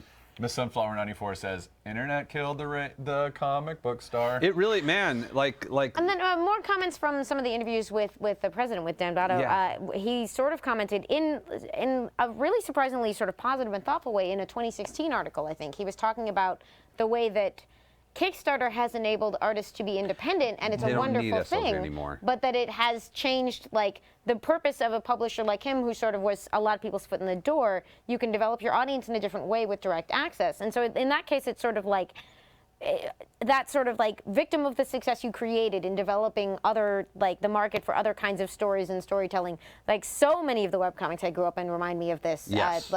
And obviously were influenced by this work. So in that sense, you know, mixed blessing, but It is a mixed blessing, and there is something to be said about the future kills all things. I mean, time kills us all. Time kills us all. we're sounding really gloomy, but the company still exists, and you never know with comics. Jennifer says, "Oh, hey, let's talk about Gloom Cookie." Oh, I love Gloom Cookie. I will admit my ignorance. I don't know what Gloom Cookie is. I'm to see if I think I put some art in there. I don't really want to oh God, man, this is what I get for like. Tell us not about over it. I'm trying to I want to make sure I do it right, so I'm like always panicky about this. Hold on. I know the name, but I'm not sure I've actually dived in. It's kind of a fun, I want to call it like a fun gothic fantasy, I guess is the best way. Like I don't want to See, spoil any that of by it. itself sells me. Is that enough? I mean, it's enough for me, but that's not like I'm not the target audience. I'm pulling up something just so I have some reference because my brain is currently filled with tons and tons of D&D at the moment. Which is Speaking of which, Lady Mirror says, "Time kills us all." Now there's a line for tomorrow's one shot. blessed. Man, you guys already know. And Hangman's Joke 21 says they just announced a Netflix movie called Winchester: The House That Ghosts Built. That sounds interesting. Cool. I'm on board for that. Yeah, it's Gloom Cookie is like I want to say yet another, except it's not. It's one of those wonderfully like goth culture pastiches where they're kind of mocking some of the weirder aspects of goth culture, but at the same time kind of giving them love and reveling in them as well. It's got a bit of a slice of life reality. I like Who go in did and that delve. one? I'm delving for the names.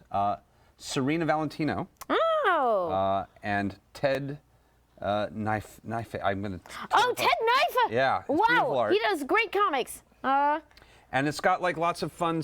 Like it's got a little bit of like of a fantasy vibe. It's really like I dive in for an issue. I want to see if it's actually available online, which I'm also trying to find. But so much of like my favorite slave labor stuff is not available on the internet, which is really frustrating. I want to know what this means. RJ Lady A says, "Gloom Cookie is like what Philly goth thought they were. Lol, I lived it." Is there like a special subheading of goth for people from Philadelphia? No, but there was probably an insular scene. All goth culture, by the way, in the 90s was deeply insular scene. So it was kind of the point. It was the point of goths. So you had Philly goths versus. You never talk, but you know. No, I know, but like. And Jennifer says, "Gloom Cookie was one of SLG's longest running titles. It may have been the longest running." Wow. Oh, and I'm saying Ted Knife wrong. Nafy? That's what that looks like? Nafy, yeah. Nafy. Thank you. Thank you. I've been doing that wrong Also from for Jennifer. a decade. We try. Ted Nafy. But it's, I mean, like of the like the last, I suppose it was the longest of the last great goth subculture books, because we don't really have goth subculture is a very different thing now, and is not really it's Baby goths. Tell us what to look at. it's very difficult to be that insulated anymore. Yeah, and there's so the subculture. Any teenager can feel lonely. Any grown-up can That's feel true. lonely. We like to pretend Yeah. that stops, but It doesn't. I feel lonely right now. Very, very lonely. You're not don't let lonely. Taliesin depress you. I'm sorry. Only because once I finish this game tomorrow, I'll feel much better about everything. No, it was a fascinating moment where this one particular subculture had so many books of its own. Yeah. Yeah. So much expression. Yeah, and we've talked about Lenore, and we've barely touched Squee, but that's okay because Squee is just really in the same. So, question from Alpha with Stardust in Our Eyes. Do you think slave labor's impact on Hot Topic was a starting point for it to become the more nerdy story it is today? That's an interesting. Okay, that's another good thing for our friends across the pond is But they that. stopped carrying comics. Well, they don't carry comics, but they carry a lot of comic and nerd paraphernalia. It's very My much. I Secret know. Wars I shirt? got my Wonder Woman belt there. No, my Really? Yeah. My my Secret Wars Hawkeye shirt hoodie. I got from there. My like a lot of my best T-shirts and hoodies come from Hot Topic still. Like I go in there, they do really good. What is it called? A like low key cosplay of like not low key. Or like casual low- cosplay. Casual What- cosplay? There's words Key. for it. Yeah, like Closet cosplay, I've heard. casual cosplay. Casual cosplay, sure. Yeah, they're really good for that if you want to like and like they've done a very Yep, good job. that's a Hot Topic store. Of really giving options of being fashionably nerdy now. It's Do you very much guys- fashionably nerdy now. How up on South Park are you guys? Not Not. at all. They had an episode where Butters was a goth, and they all went to Hot Topic, and he thought he had become a vampire because he was. Oh, a that goth. was a few years ago. I remember. Yeah, that it was a one. few years ago, and all at the goth kids. I can't remember if it was goth kids or the normal kids, but they all went and burned down the It Hot would have been the Topic, goth and kids burned down the Hot They Topic. did a goth song like "Burning Down the Hot Topic, Burning Down the," like, and I think of that every time I hear Hot Topic. Thank you. That's Burning down the Hot Topic. that's very 90s goth is the notion of burning down the Hot Topic. Yeah. Even though like without the Hot Topic you would have had no access to half Yeah. the shit you needed. Yeah. So love-hate relationship. Although but in my adulthood now I've learned to love Hot Topic. Yeah, it's weird. I've learned to respect it for what it is. I buy so much shit there. Chief's note, so much Doctor Who merch at Hot Topic. Oh now. man, so great hard to resist. Doctor Who Yeah, merch, there's great a Harry lot Potter of- merch, yeah. a lot of Supernatural merch, which I don't A lot understand, of but that's cool. Suicide Squad, Joker, Harley, a lot of that's. There was a Flash jacket I was eyeing. There was a great Nightwing leather jacket that I was Yeah? eyeing. That was really nice. And they Well- partnered up with Her Universe, I think, which Yes, is they did. even Did they better. really? Oh yeah. Oh, fantastic! That's really cool. They used to. A couple of our friends who made goth clothing back in the day used to sell a lot of stuff through there. But that company, Lip Service, used to do some stuff. Was it Lip Service? Wait, did Lip Service it? Well, who was? What who I'm was saying in is the Hot Topic before? carry Yes. comics again. They They're don't clearly really- close. Just Pick a couple. Yeah, just a few things. What would be a good Hot Topic comic book at this point? I don't even know anymore. I Hate Fairyland. Well, I mean, like, or they would do manga now. Like, it's very Yeah. much like they would carry manga. Yeah, manga is a good fit for Hot Topic. Yeah, they would carry some Attack on Titan manga. That would be there. Yeah, that would be their. That's very much their jam. vibe now. Yeah. Our secondary career as Hot Topic buyers starts now. Or like the IDW like licensed properties. Yeah.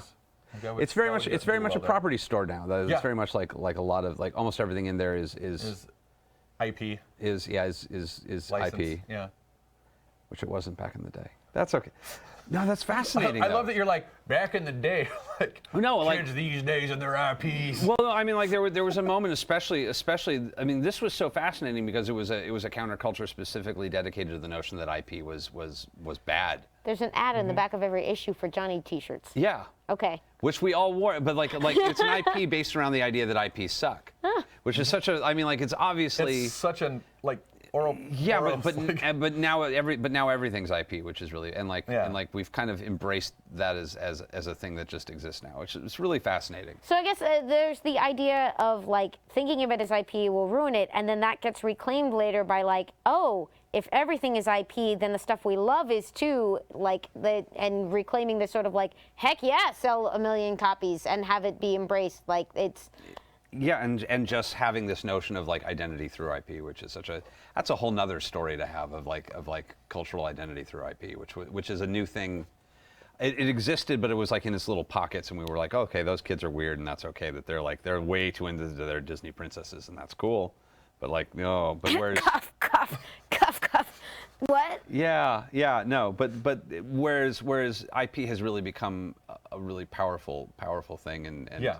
already existed in comic book culture, but now it's everywhere. Now it's everywhere, yeah. Whereas this was such Welcome to the Wednesday Club, entire world. Yes. But no, it was. I mean, but like there was. I mean, it's still when I'm 40 years old and I go to a con, I see someone dressed as Johnny or wearing a Johnny shirt, and I immediately like that person. Yeah. I'm like, ah. Well, it's cool, like, I mean, man. it's kind of similar. It's because it's this whole other subculture that you have an immediate connection to. Similar, like when you and I meet anyone who goes to Burning Man, it's like, hey, let's. Hey. That's something. Okay, we have an immediate connection. There's It's something. that. There's something there. That's Or like just, anytime I see someone wearing a Doctor Strange shirt, I'm like, we get and they each don't other. even know they just bought that shirt just at a bought that shirt secondhand to look cool to their shop, and girlfriend, like yeah. and they don't know. They don't know. Bless what you you're for up. being the first person to ever throw That's that amazing. hypothetical out in that particular No, configuration. that made me so happy. Only in this town. I don't know. I love it. Only in this town would that be a cool No, thing, only in this yeah. town would like that have like gone by and be like, yeah, that's I can see Checks that out. being a thing. Checks out. Checks out. Man, that makes me happy. Yeah, yeah. Oh, Chicks with Joystick says that's why you love Alex Ward so much, Taliesin. He looks like Johnny. I Excellent. do. Wait, oh, is that really? I had no idea. I had no idea. You had no idea? I had no idea. I have. Oh, you could have trolled him. Why did I tell you? I have a on friend. you? If No idea.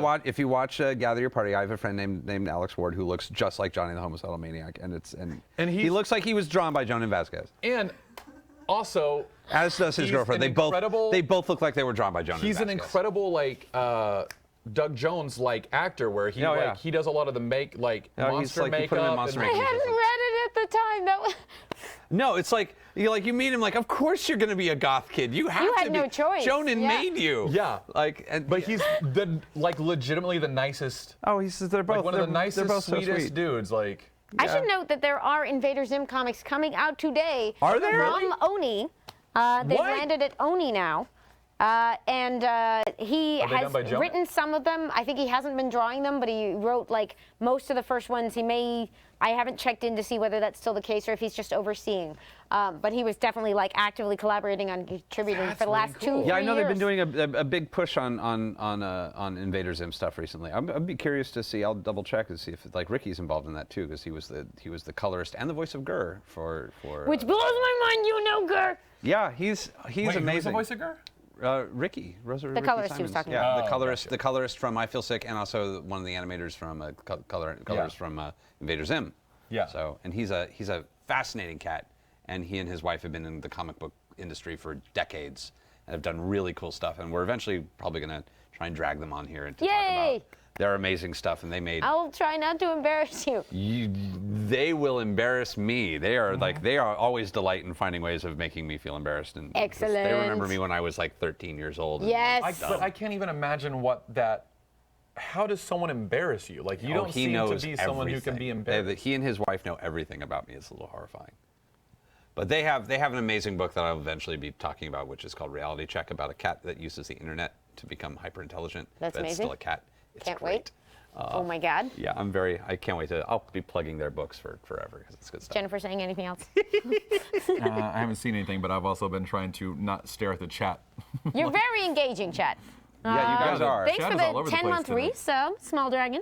Sorry. That's just- But yeah, I feel a little bad for putting out so many books today that are hard to find. If you do find copies of I Feel Sick, I highly recommend giving them a read. And like I've probably bought 6 versions of this over my lifetime because I loan them to people and they vanish. It's just one of those. Liz, hey, you found them online. How much were they? Were like really expensive, right? They were. The hardback, I think, was 50. Yeah. So just get the single issues if you can find them. The one that you have, that one's like Oh. 30. Yeah. Jennifer says Ricky and Tavi are the best kind of wonderful people. They are the best kind of. They were 2 of the first goth kids I ever met when I was a teenager, and it was very much the I want to be like you. Met them through the anime scene. Yeah, they're very, very wonderful people, and I love them madly.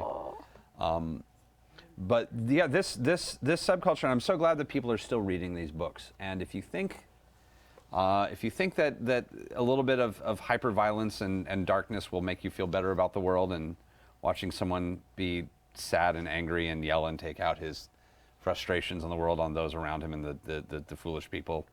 But also be made fun of by the narrative. One of my favorite Yeah. things was a panel with like dumb violence in it, and it had the sound effect snap and crackle, and in the corner Pop. it said, "You're thinking pop, aren't you?" Yeah, there's love that. And I was like, the sound effects are talking to me about my experience of reading the book. There's so much. So we've got about 15 minutes left. We should probably do our 5-minute topic real quick.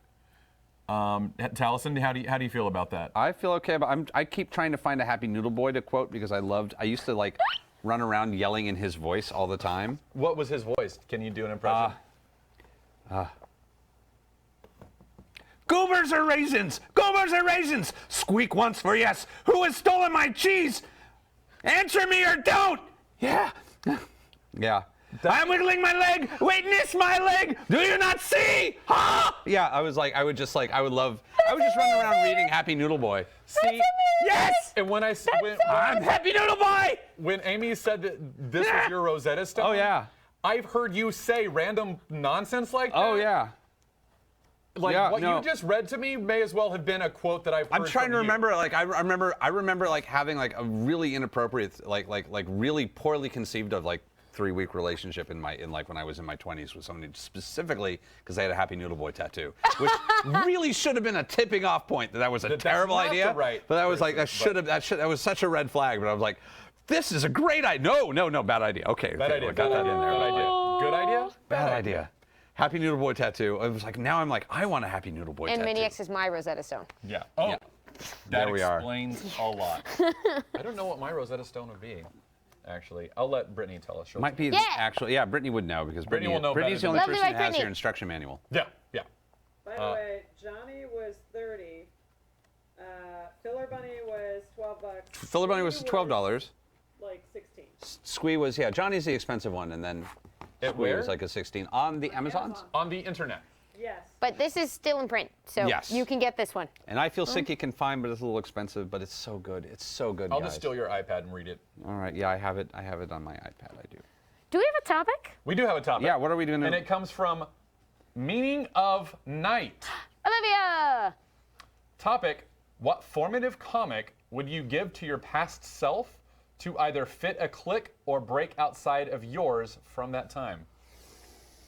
So, hey everybody, if you're joining us right now, we are the Wednesday Club. We're on Geek and Sundry's Twitch channel. This is our 5-minute topic, and the question is, what formative comic would you give your past self to either fit a clique or break outside of yours from that time? That is a deep topic. Everyone sit right there. We're going to take off for about 10-15 minutes. We'll come back with an answer. Just Wow. kidding. That's But who not would how we this be in these No. scenarios? What if we erase ourselves from existence? You've already lost 30 seconds. Ah! Thank you, Chief, for the time check. I'm gonna say Johnny the Homicidal Maniac. Yeah, that might have like been. for me because like I was already reading like Doctor Strange and X-Men and stuff like that, and that was who I was as a kid. But like for me, like as a kid, I was like I was very Christian. I was very like I wasn't like austere and strict. I was still like me, but like I had like very strict sort of ethics and all morality and all this other stuff that like was very constraining in a lot of ways, and it's made me who I am, and I love who I am. But there's something about Johnny that I think 15-year-old me, if he had given it a chance, could have like really responded to and been able to sort of break out, because as a teenager, I had a lot of goth tendencies, and I felt that, but I repressed those goth tendencies and I pushed them out of the way, and I was like, don't be the goth, even though they're really cool to you and you really like those kids, just hang out with them. Don't be them. And like I feel like Johnny or I Feel Sick would have actually really spoken to me in a way that I could have broken out. So that's my answer. Who's next? I'll go next if you. You go. I thought about this because I was the big lesson I wish I had learned as a kid that I didn't learn until I was much older was just because something's popular doesn't mean it's bad. Yeah. And that took me a long time to really process the idea of like, maybe you should just, you should either learn to appreciate things that are not for you for being good, even if they're obviously not for you, or also you should be able to get out of your safety bubble and really find there is so much delight to be found in things that are alien, and there's so much to be found in things that are uncomfortable, that make you uncomfortable, that's a much richer experience. And so I wish that I could go back in time and hand myself a shit ton of Archie books, man. Oh. I was a goth kid who was like, sit down and read some fucking Archie and start to have some appreciation for these teenagers. And for like the simplicity of life, like For it's simple, really, like, like- and it's fun and For the sorts of problems that I would occasionally in my sadder moments I would look down on people for having.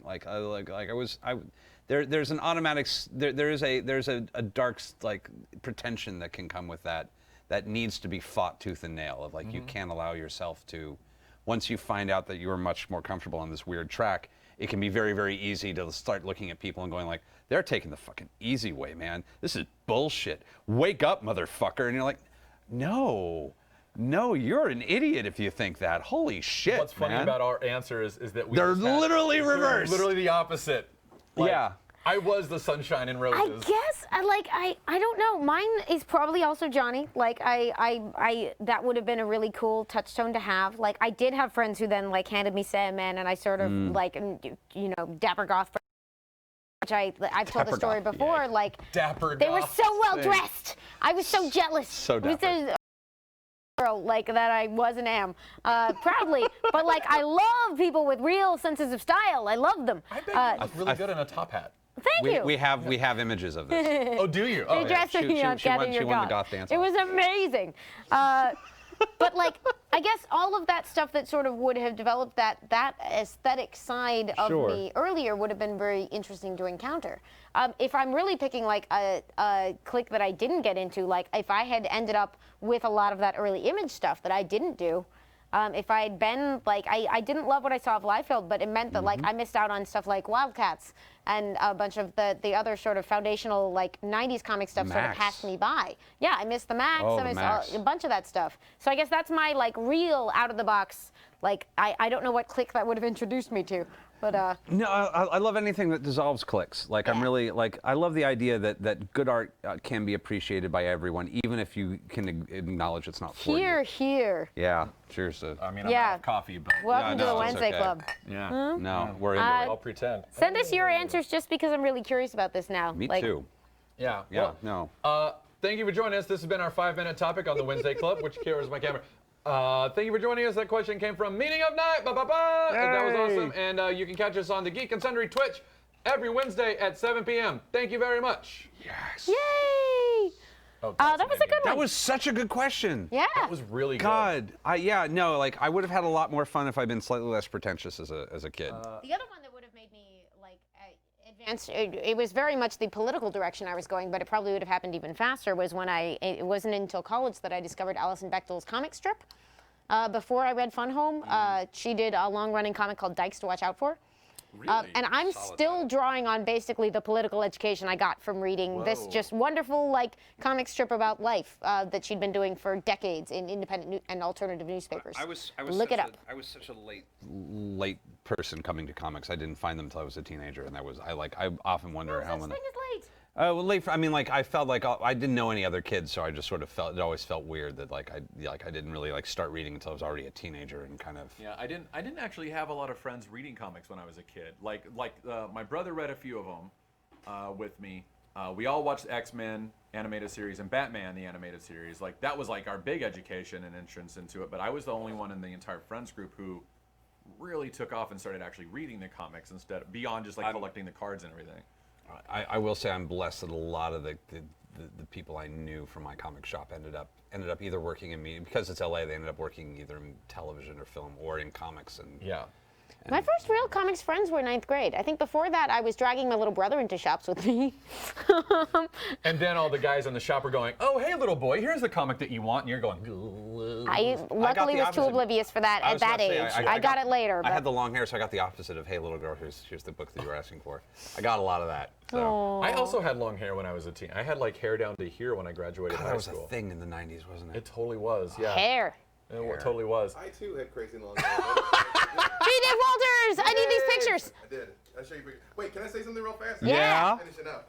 Just Hello, talk. people of the interweb. Hello. Just talk into somebody's chest so they can hear. True. No, I'm coming down. No, I'm actually here for a civic good, believe it or not. So, a friend of mine works for San Diego Comic-Con, and they just launched a new thing today where they are raffling badges for San Diego Comic-Con. Whoa. For UNICEF. What? Yes. That's Heck awesome. yes. Yes, and I was asked to tell you in particular web phenomenon, so I said I would, bring in all of you. I'm gonna call you Oh, Web yeah. Phenomenon. So, yes, I'm you so are. excited. Really, it's I'm gonna call you that. Yes. Web I'm, phenom. Web I'm Phenomenon. Web Yes, Phenom phenomenon. Taliesin. Do. Phenomenon. Yes, so check it out, and I'm gonna get out Yeah. of here. Yes. San Diego Comic-Con, see their assorted social media outlets. We'll Amazing. tweet it out. We will tweet it out as soon as I get the information because that's Tweet all awesome. the- Yeah, that's fantastic. Does And that anybody? is- We only have a couple minutes, but did anyone have any questions? If we still have Jennifer that we wanted to get answered, Yeah. We've been neglecting questions today, but that's because I'm just distracted by y'all talking. I mean, it's.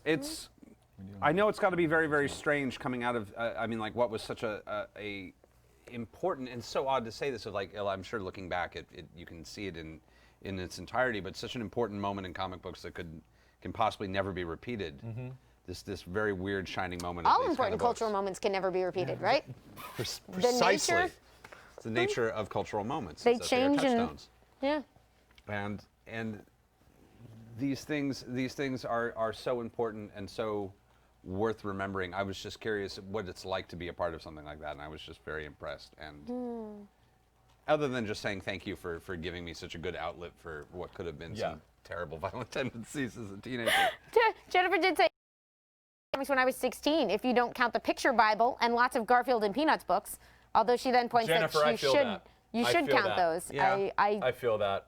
Because I was reading Calvin and Hobbes, Peanuts, Family Circus, Garfield. I wasn't reading any of that. Really?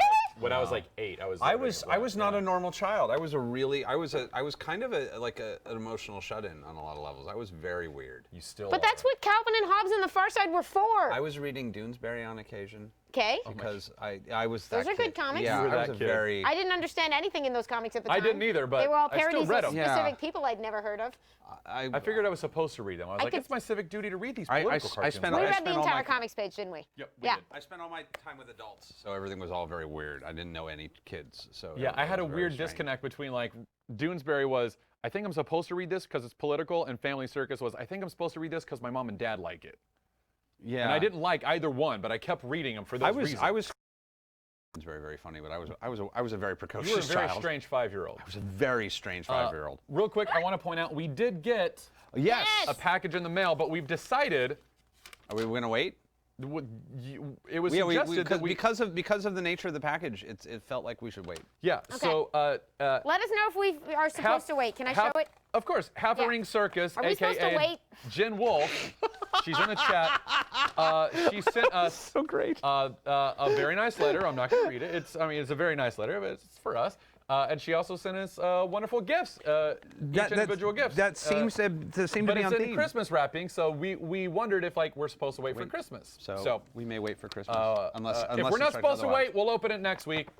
Ooh. Maybe. Jennifer's writing a young adult graphic novel right now. I'm just so excited that you joined us in chat, and it's so nice to Yes. have your input here. I'm thank you so much for this. Everyone should follow. And Jennifer, along. honestly, if you're ever in Los Angeles or want to please come let on us to our know. show, please let us know. We'd love to have you come and tell us about all of this and what you're currently doing, what it's like being an editor and writer and everything else. So, Or just about books you like. or just about books you like. Tell us what you want to talk about. Also, We'll talk I about it. have something I have to show you guys, but I have to figure out the best way to show it off. So I'm going to save it for next week. But if you were watching Monday, you know what I'm talking about. And, Oh, and I know what very, you're very talking quickly, about. we have this wonderful piece in the back I that we just haven't seen should it mention as well. Ken Wynn is amazing. Did this phenomenal. out of the way, And as he commented before he left, he was like, "What was I drawing? This was weird."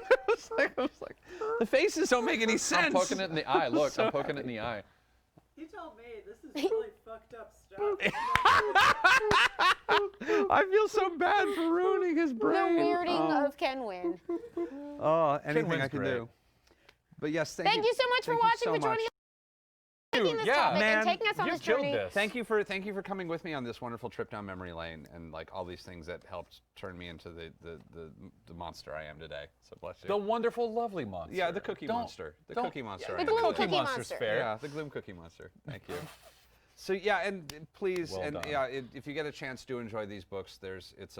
Sometimes, not always, but every now and then, it is possible to find some comfort in wanton violence. It does happen, and it harkens to a simpler time. Thank you guys so much. Thank you. Yeah, See see you next Wednesday. See you next Wednesday. We'll be back.